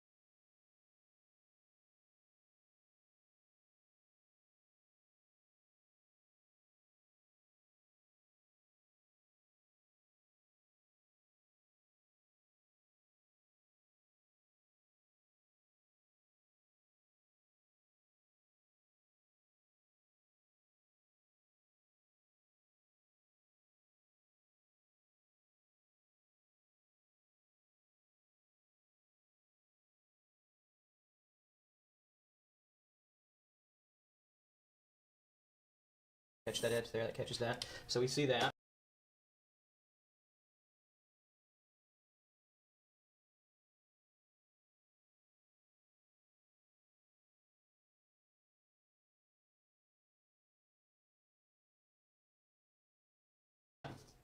And then I'm going to go a little bit darker with my form shadow. I'm bouncing back and forth between a medium and a hard pencil. Charcoal. I'm using General's charcoal. There we go. And it gets a little bit fuller through here, and then it starts to soften up into darker form shadow into here. It's working pretty well, looks like. Just a little bit on that backside. Now we'll catch this cast shadow back here, and it's pretty dark. It stays pretty dark. We can leave it like that, or we can give it a little bit of a slightly lighter value as it moves out and away from the cone a little bit, just to play off a little bit more atmospheric. If you leave it flat, it looks more comic booky. That's the difference between, say, like a Leonardo da Vinci, very soft, lots of reflected light, natural looking kind of reflected light, and the comic book artist will come along and have very jagged, hard, flat shadow shapes. They're both valid, they're just different looks, very different looks. So. Okay, so I'm going to kind of come across here, soften that reflected light down, pull this form shadow, the dark form and lighter form shadow, and then come across the back side here of the cone, and right in through here, and give a little bit more tone, just barely, just a half step on the value scale, just to turn it around the opposite way and make it feel that, again, it's turning away from us. That you won't necessarily see on this particular image, but if you put it there, I think it's going to help. And right in through here where I sketched a little bit, I'm going to take that out. Clean that up a little bit. Okay, there we go. Okay, so we've got that. So we've got a good, I think, really a good, nice, now more comprehensive, dark shadow value lay-in. I think we're ready to refine it just a little bit, excuse me, further, and then we'll go on to adding light. Okay, so I think I'm going to refine now a little bit of the background elements and some subtleties in the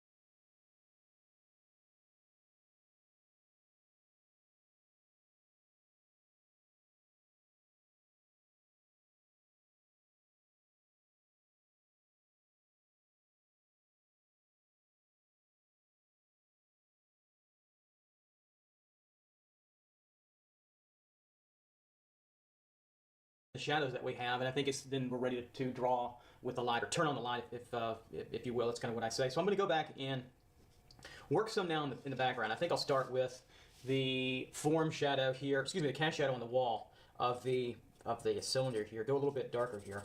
And that's going to tell me a little bit about how I want to finish out the back wall. If I want to leave it close to what I have it now, or probably go a little bit darker. So I'm taking great pains with this cast shadow not to blast it full dark. You want it to feel like it's atmospheric. It is darker than the other shadows, yes, but not 100% dark. I think that can be a sticking point for students where they see cast shadows and it's just automatically dark. It seems easy, but there's atmosphere inside that, and so I think you have to be careful. Go a little bit darker here, darker along the edges, just slightly. Keep that a little soft.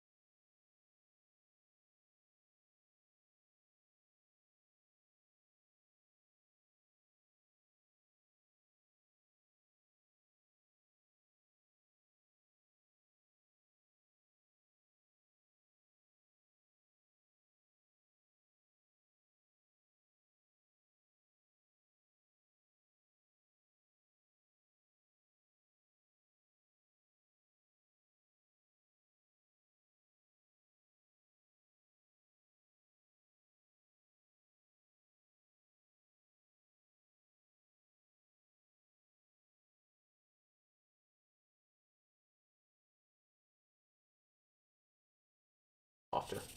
And again, the paper helps you keep that softness. It's looking pretty good. I'm pretty happy with that. Let me come in a little deeper here. Yeah, just a little bit darker. Just slightly there. There we go. It feels pretty good. So I step back a little bit. It tells me a story. I'm going to go just a little bit darker in some of the back.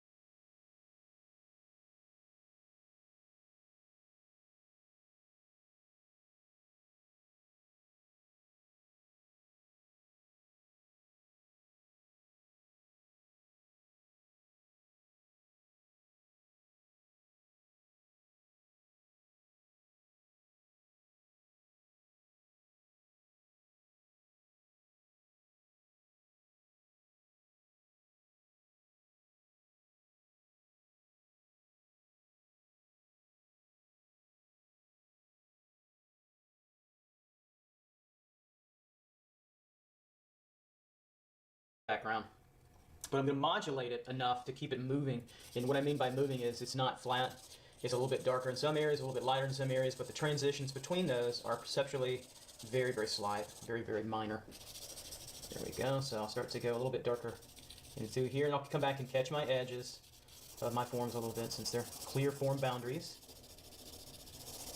So I would say overall, generally value-wise, I'm pretty close to where I want the shadows to be, mostly. I won't know completely for sure until I get them interacting with the lighter values, from the tone of the paper right to the lightest of the values. So I've just gone a little bit darker over here. That's going to contrast with the lighting situation on the cube. Now the top of the cube is going to be probably just a little bit lighter than the paper, but not by a whole lot. It's going to be close to the tone of the paper. I think it's those subtleties where students run into little problems too as well. Do I go darker than the paper, or do I stay at the paper slightly lighter than? Well, the only real solution is to just experiment.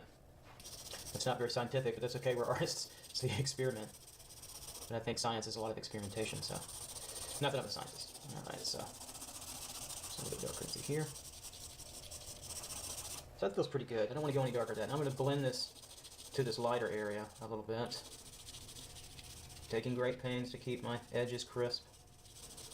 There we go. So it's perceptually just slightly darker than over here, and I'll start to lighten, or excuse me, work over here, blend that off a little bit.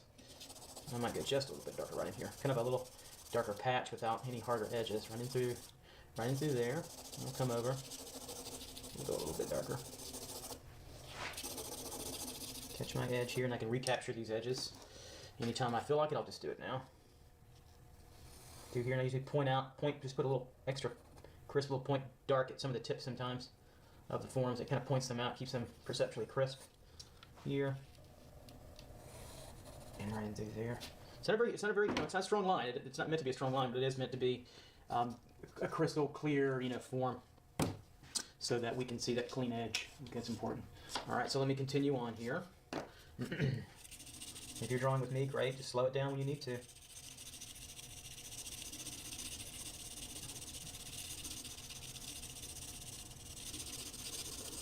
So now we're just drawing.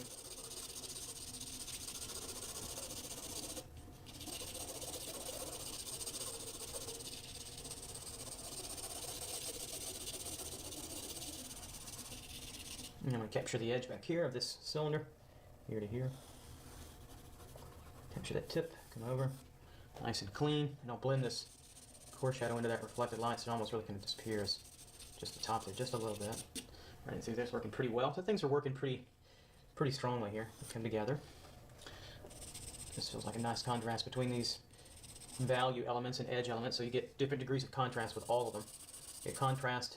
The idea of contrast, the concept is a principle of art. It's not an element. Elements are line, shape, value, space, form, texture, and color. And the elements are rhythm, movement, emphasis, focal point, balance, pattern, contrast. I think I got all of them. I might miss one. Those are, sometimes I forget those a little bit, or I forget which one I said.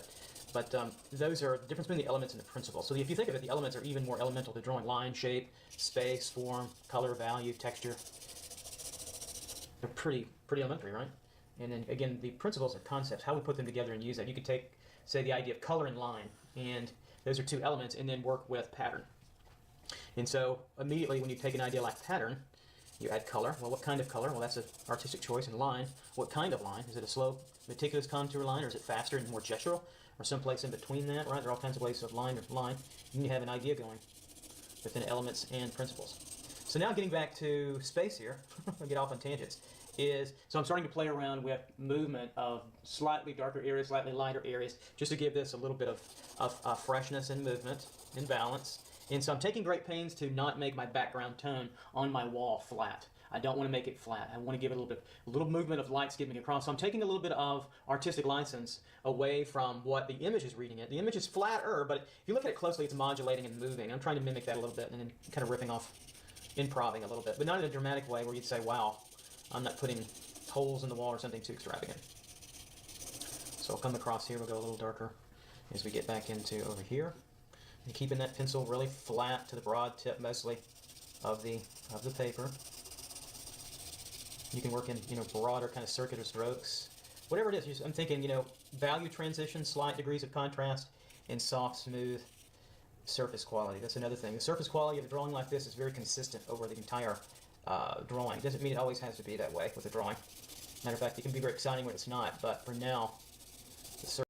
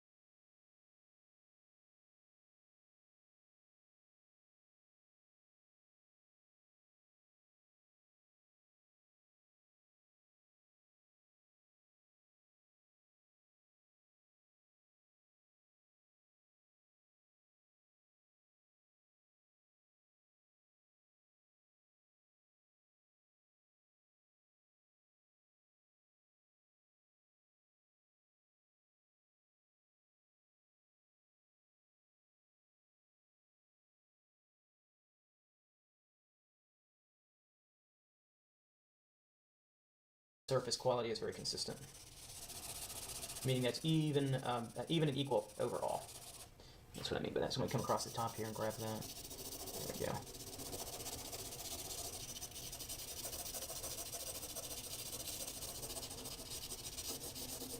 There we go.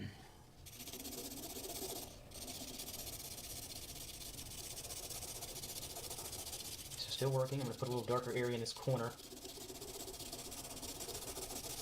And you can hear the pencil kind of scrape off on that paper. It's nice kind of quality to it. It's like a little cheese grater taking it off, and it gives you that smooth surface. You don't have to smash down on the pencil. As a matter of fact, you want that texture to come through. It's there for you to use and utilize.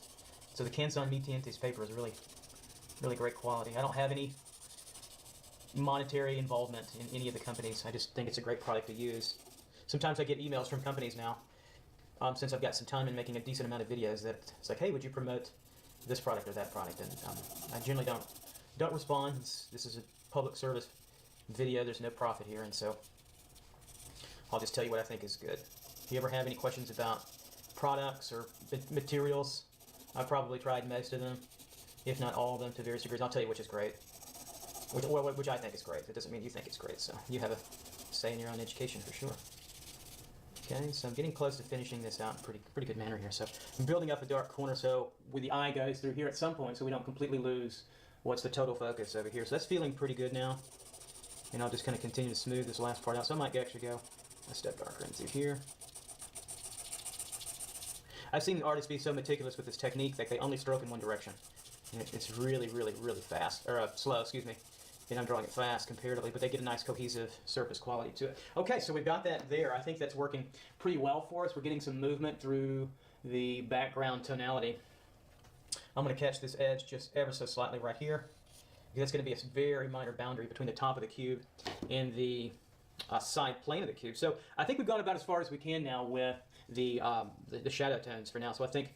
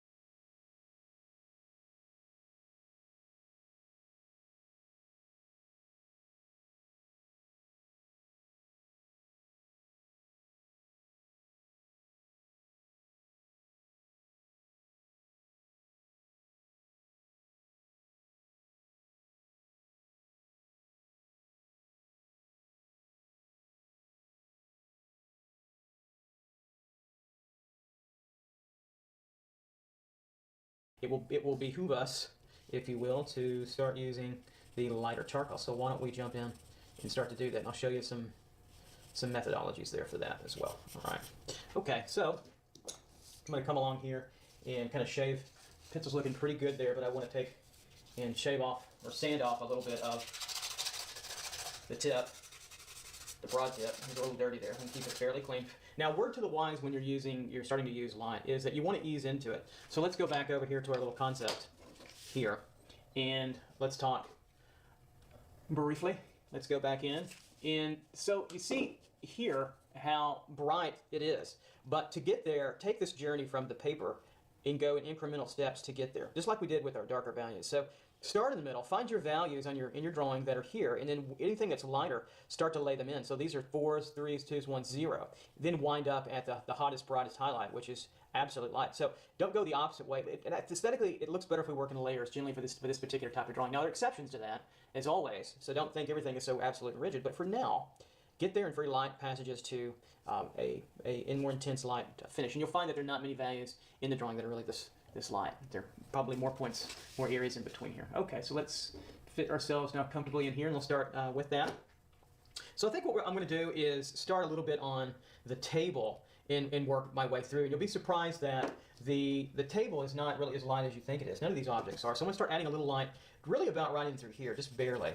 Not a whole lot. And perceptually, it might be very slight, but I'm going to ease. See how really gentle I'm going to ease into that. That's about as dark as I want to go. The values in through here, the back of the table, are about the tone of the paper, and they might even be actually slightly just a little bit even darker. So I'm going to add a little bit of value into this tabletop here.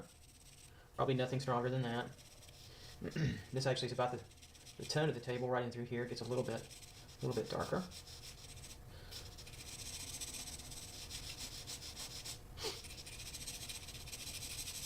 So here's where I see students kind of lose it a little bit in terms of the look of the drawing as they go a little bit too light, too quick. And it's funny, it shows up in the camera a little bit lighter than it does in my drawing. So I'm actually gonna take that down even a step, because when I look at it from the front, from just over the camera top, it looks a little bit lighter. So I'm gonna be careful with that.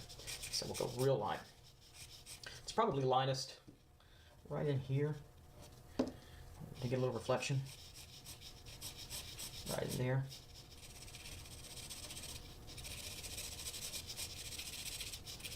So we'll just ease into this quality, ease into it. There's not much more there.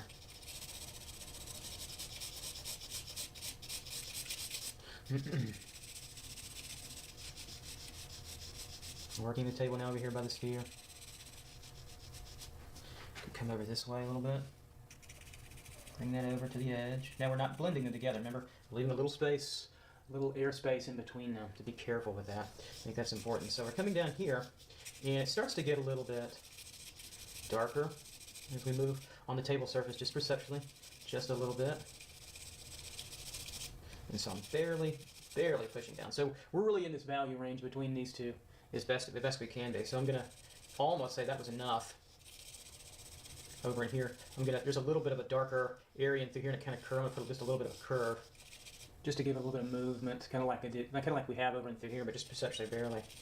And if I think it's too light even, I can take my kneaded eraser. It's a great tool and say, take it down, dab it down just a little bit. It looks a little bit different in the camera, so I've got the camera above me and I can look through the aperture part, or the window that it has, and it's a little bit stronger in value than it is when I look at it from the angle the lights are shooting down this way on my drawing. It's interesting, so keep that in mind. I'm going to keep this subtle right in through here. Now one thing I want to show you is back here on the table. This could go a little bit darker.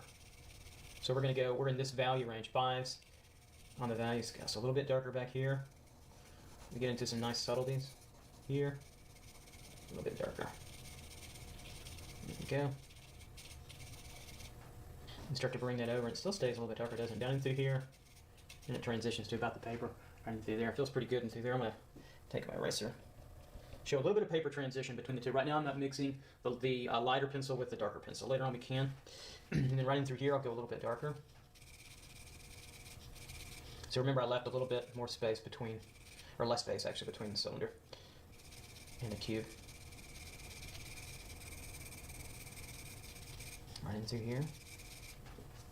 Seems to be working nicely. Better. Okay. right down in through here in this corner, I might put a little bit of darker area here. Right in through there, just to pull our eye down in through there. So it's perceptually about at the paper, or slightly lighter than, or slightly darker than on this table, but it's close. It's close in that value range, very close. And I'm going to start to take this edge of my cylinder off a little bit. It's a little heavy, a little dark, so I'm going to take that down and off just a little bit there. Watch that edge. It's too heavy and too dark for now. We can recapture that in a little bit. Okay. So I'll continue on here.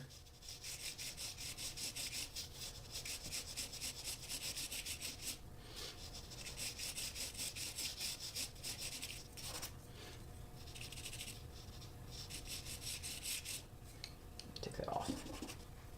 Right in through there, so very, very subtle. Coming through here. It's a little bit lighter into here. Not by a whole lot.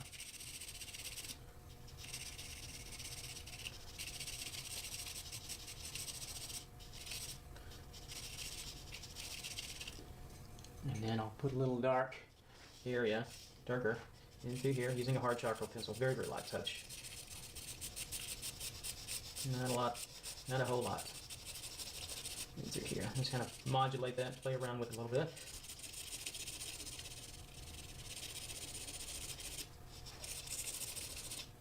Bring my viewer through. There might be a little bit over here too. So it gives this area, this front table is a little darker. The lights are hitting downward on these objects and illuminating mostly and more fully in through this middle area, especially closer to the object. And then objects, and as we go further back in space here, back to the back wall, the table gets perceptually a little darker. It's slightly more in shadow, a lighter form shadow. So we'll use the tone of the paper and a little bit of value on top of that to say that that pushes back a little bit even further. I can take this edge here, tighten it up if I run it off. That will help. That one I'll make a little bit crisper here than this back one. Make it a little bit softer. That'll help. We'll come back here. Go just a little bit darker into here.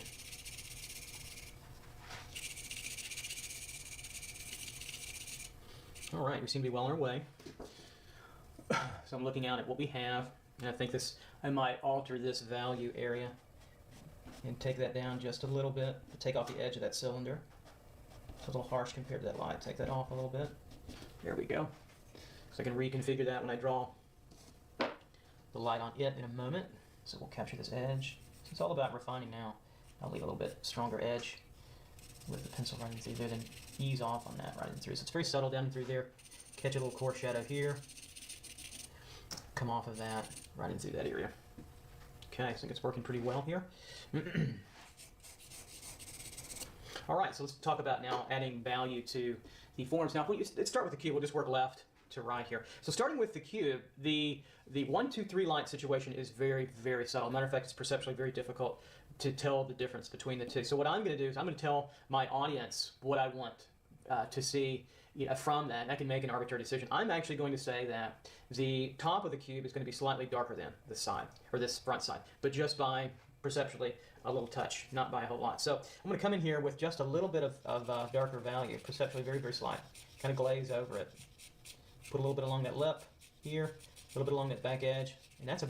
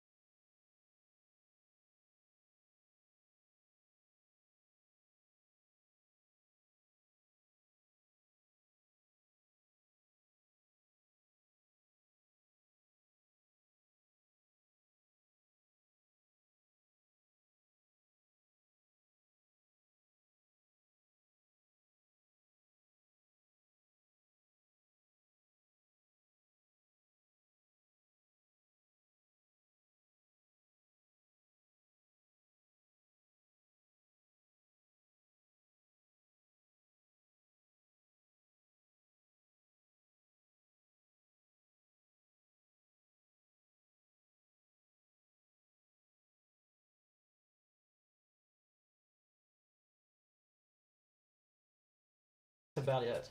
It's very, very, very gentle kind of reach, not a whole lot at all right in through there. Then we're going to come across here with the front plane of the cube, and I'm going to strengthen up these edges, but this time use the wide pencil. Just a little bit, running through there so I can keep that edge close, crystal clean, right in through there. And a lot of this is going to be some of the paper, or a good deal of the paper, because it's real soft. It's a good challenge.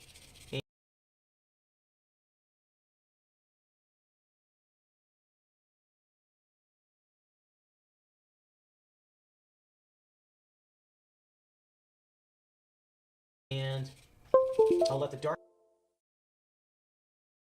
shadow congregate in the corner along this edge here. We're not talking about dark, which is still about the tone of the paper, right into there, and then bring it out to the middle a little bit, and let it go. Just let it be just a little bit lighter, just perceptually, just barely, so we can have that kind of come out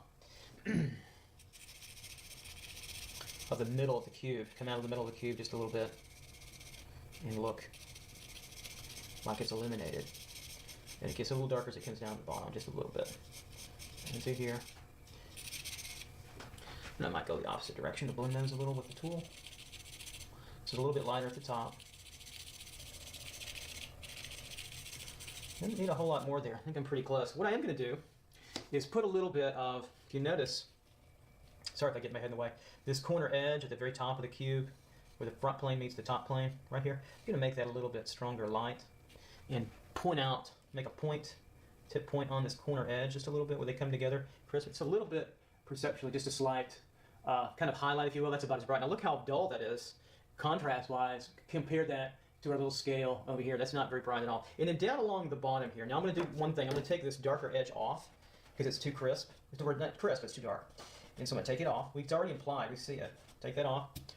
I'm going to come back, and I'm going to add a little bit more value here, down below, of light value, and ease off when we get to the bottom. And then the value, where it gets a little bit lighter, right there, it's on the table actually, so it's being reflected on the table from the cube with our light. So I'm going to put, kind of like I did here, a little light off the cube, onto the table, right about there.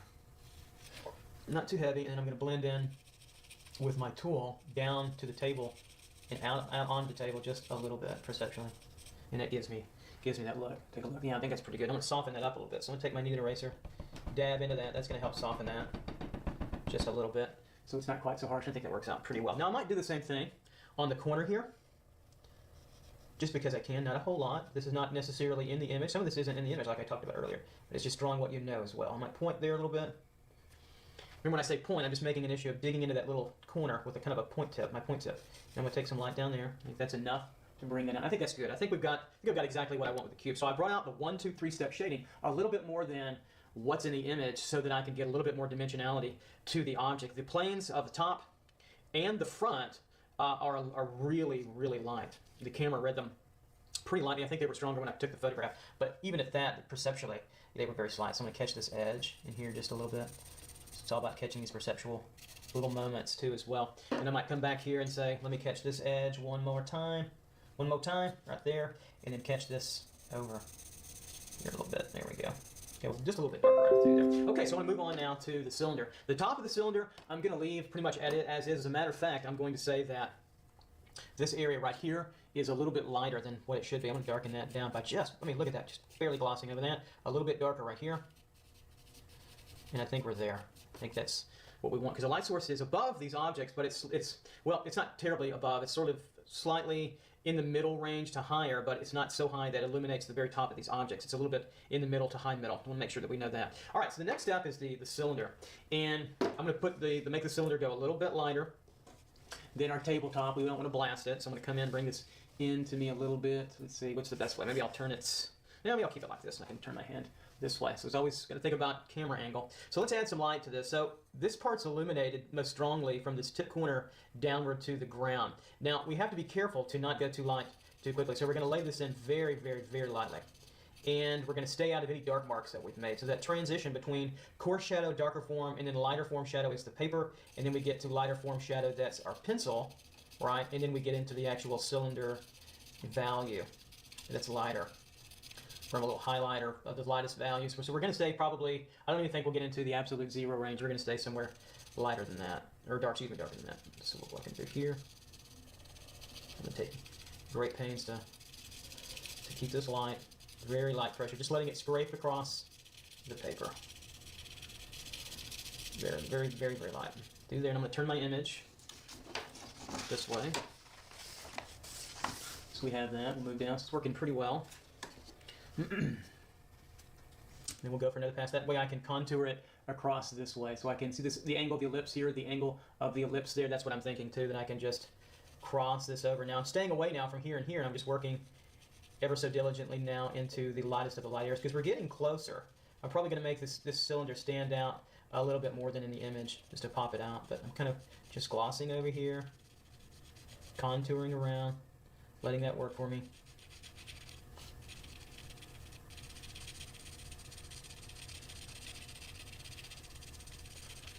And through here. And the lightest part of the cylinder is going to be right in through here because the light source is coming in, hitting here, and it's most intense here and a little bit less there and slightly less, but a little bit more intense than there. So I'm going to keep that in mind too as well as I'm working. Okay. So I'll look at the camera, look into the camera window, and then I'll look down at my paper. And so I have to put my hand here to kind of look and see, because it looks a little bit different when I'm standing from the side. So I might go more intense than that, which is, but that's okay. You can up the degree of contrast if you so desire. So now I'm going to go a little bit brighter, right in through here. Okay, just a little. This is where the lights, I'm feeling it to be most intense, right in through here, right in through there. I'm going to come down. I'm not going to be putting a harsh highlight on it. It's a little bit lighter in through here, right in through there. That's feeling pretty good. And then I'm going to come across the lip of the top of the cylinder here. So that's pretty bright. I look in the camera. That's way intense. That's just pretty intense. It looks so different when I sit back and draw and get over. It's funny that way, but it works. So we're not going to get we're still not as intense as here. So we're looking at our image and relating, but we're still not quite as intense as there, but we're getting a little bit closer. So now I'm going to come across the lip of the ellipse here, right in through here, and go a little, just a slight bit lighter right in through there. It kind of catches that lip of our cylinders right in through here. Bring that out just a little bit further. Got that?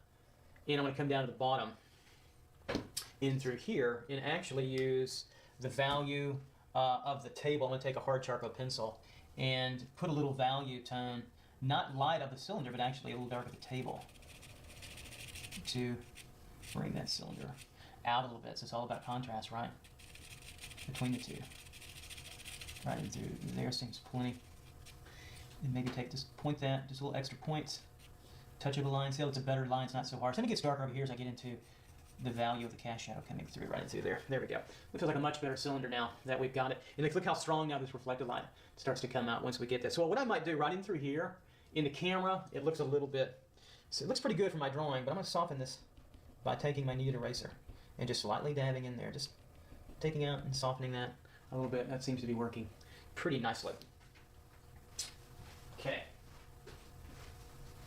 All right, so let's move on now to the sphere. And we'll step now into the sphere zone. I'm going to take this reflected light core shadow area and go just a little bit darker right here. Just a little bit running through there. And soften this crescent moon out just a little bit further. There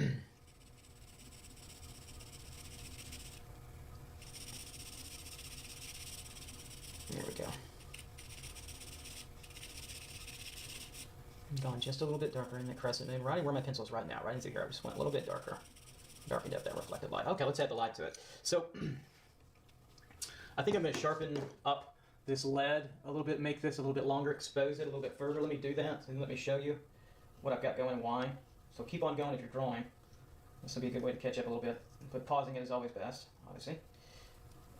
Okay.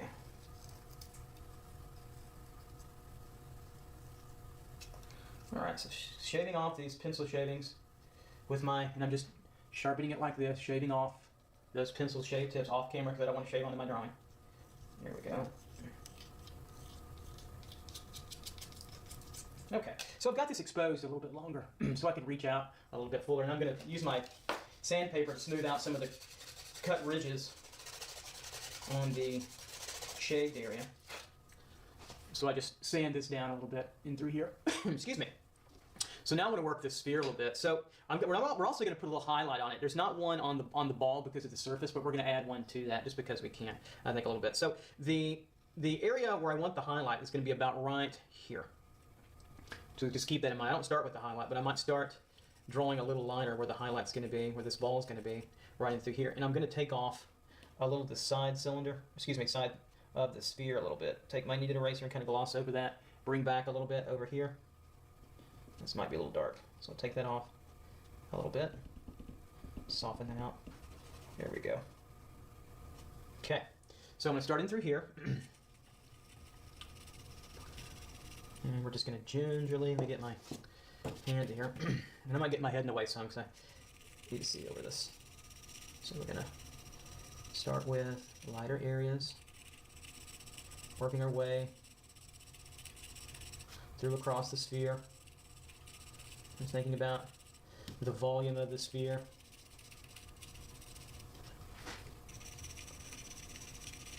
Moving its way across the form, and I might take down a little of this darker form shadow on the lighter side, down closer to the edge, right through there.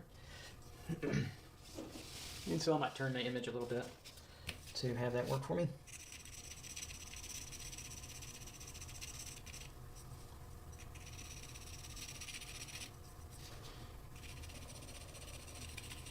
So just taking great pains to keep this nice and smooth, very gradated. But it happens pretty fast, doesn't it? And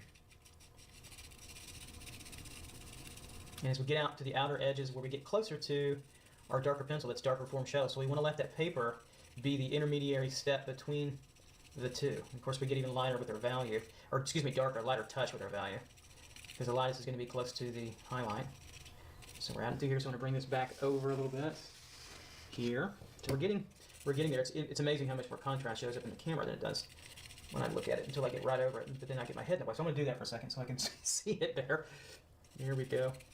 Mind my head, mind the bald head, or almost bald. There we go.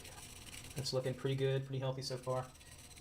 And again, this little area where the lighter value starts to get closer to our darker form, or lighter form, darker form shadow. I've got a little bit of darker shadow on this edge, so I can tell my audience, hey, it's turning down under, right? Don't mix the two. Keep them unblended. We don't want to get to this. That's another type of technique. That's where it's really blended. It's kind of like a pastel technique. So that's looking pretty good. I like what I've got down on the paper. Now I'm going to go more intense. So now we're going to go and turn on the light a little bit further, meaning that it'll go a little bit more intense. And I might get to a highlight that gets somewhere close in there. Okay, let's get the sphere back over. So I'm keeping the drawing at an angle a little bit. It's just more comfortable for me to draw that way. You draw whatever way you need to. So the highlight's going to be over here, about right in where my pencil is now. That's my plan, on the edge over here. And so I'm just going to go ever so slightly stronger. Looking over. Okay. Ever so slightly stronger. And I'm going to make it the focal point of the entire drawing. So the highlight will be the most intense light in my entire drawing. That will make my focal point the strong, and it will keep my viewer coming back to that point often. That's what we want out of that. So, as we get a little closer to that, coming in through there, we're getting closer. Let me look over. So it's getting close. Right in through here now. Where I want my highlight, I'm going to get a little bit more intense. Barely pushing down. And right here I'm going to come across one more little pass in through here. Blow that off, and I think we're getting close. And then this little area about right in through here I want to be my highlight. So I'm going to add a little bit more, and I don't want it to be a hard edge highlight. It can be if it's a glossier object. I'm going to make this a little more matte like we have it right in there. Feels pretty good. So that's where that highlight is. So if I bring this angle back over and we take a look at it, now we've got a focal point. We look here first more than anything else. We're close here, and if I had to tone one down, I would tone this down, but I don't. I think we're okay. If anything, I'm going to brighten this or extend this contrast a little bit further.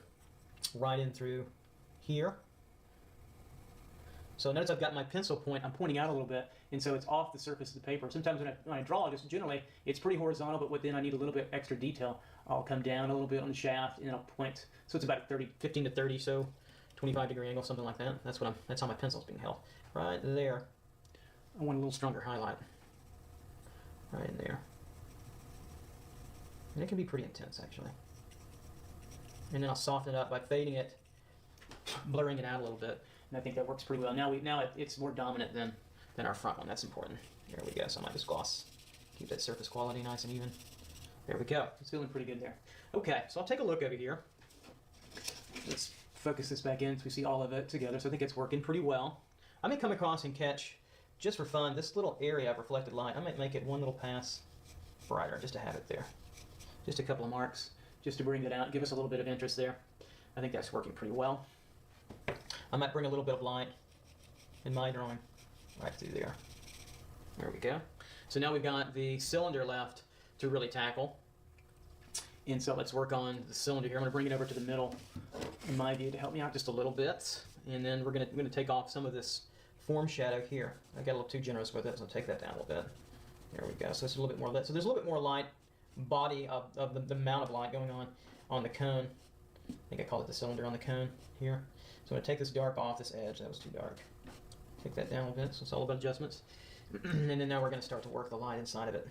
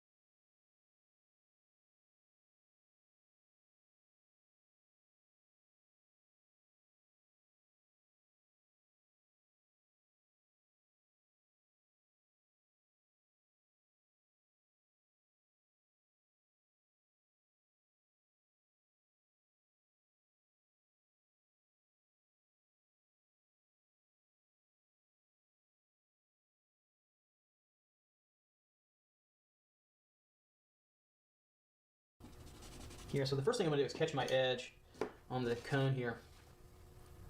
Bring this over, it's a little bit higher, right to there, and then come up and catch that again. And point it right in through there. Make a little tip point. It really chips out that point. It's probably hard to see on camera. Oh, it may not on 4K. Okay, so we have that. So now we're going to start to add the light. So let me start the broad methodology, kind of linearly coming down. So the brightest areas are going to be through here. So we'll start to just gently add light to our situation, our cone. Just barely scraping off the material now. Now I don't want to make this one as contrasty as the ball. I want it to sit back a little bit, so we'll come in through here. Bring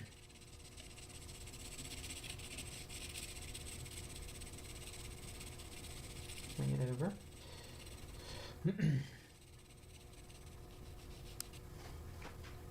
Bring up the light here. Notice I'm working in kind of two different directions, kind of a cross contour, cross this way and then up and down, working with the linear element of or the vertical height of it a little bit. So bring this over. There we go. So I see the tabletop is a little bit darker there, the cone. So we're getting pretty good little lighting situation in here. Bring this over just a little bit further. Okay, I think that's working pretty well. So I'll add a little bit more light now. Let's see how we're looking up here. Okay, so I'm going to add a little bit more light to the cone, about right here, where the lip feels pretty good in there too. Take this highlight up and do this edge. See there, I'll catch a little stronger edge there, so we can see that just a little bit better. Maybe bring up a little bit of dark against that. Okay. Let's bring this over and take a look and see what we've got. So I think we've got a good light situation now with the toned paper. So to review just a little bit, we used the green toned paper and we laid in our composition with line, and then we laid in our shadow forms, our form shadows and our cast shadows, right? And then we blocked them in with working from shadows first, working from lighter shadow value to darker shadow value, working with light pressure to heavier pressure, layering our drawing. And then we started to add our core shadow and we started to refine. And we got our shadows pretty close to where we wanted them, right? And then we started adding light and then tweaking and erasing back areas that were too dark or maybe even too light, to take them off and to tweak and change and to alter just a little bit to bring out the composition. Then you could spend, like I'm doing now, several moments to adjust and adapt to wherever you think needs some adjustment. But we're pretty much there. Right through here, I'm going to point out on the dark. I'm going to put little dark points to bring out that little highlight in this corner and this edge against that box corner, and give that just a little extra crispness and kind of refinement and finish in through there. I think I'm done. I think we've got a good study here in light and on tone paper. Tone paper is wonderful to work with. We'll work with that. I'll do more studies in different toned papers. The next drawing I want to do will be more forms, a little bit more complex, but we'll do it on a dark paper, and we'll work in reverse. We'll work from the blocking in the light and moving to shadows. A little bit different feel to it.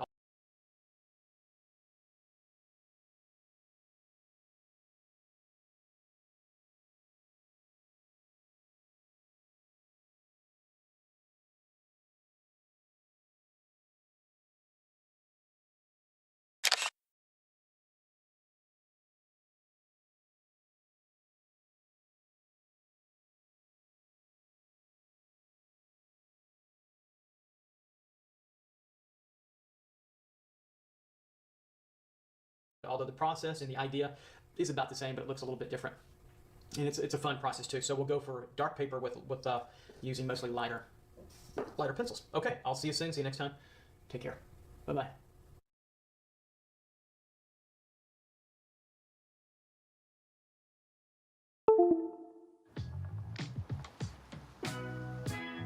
Booking.com. Booking.yeah.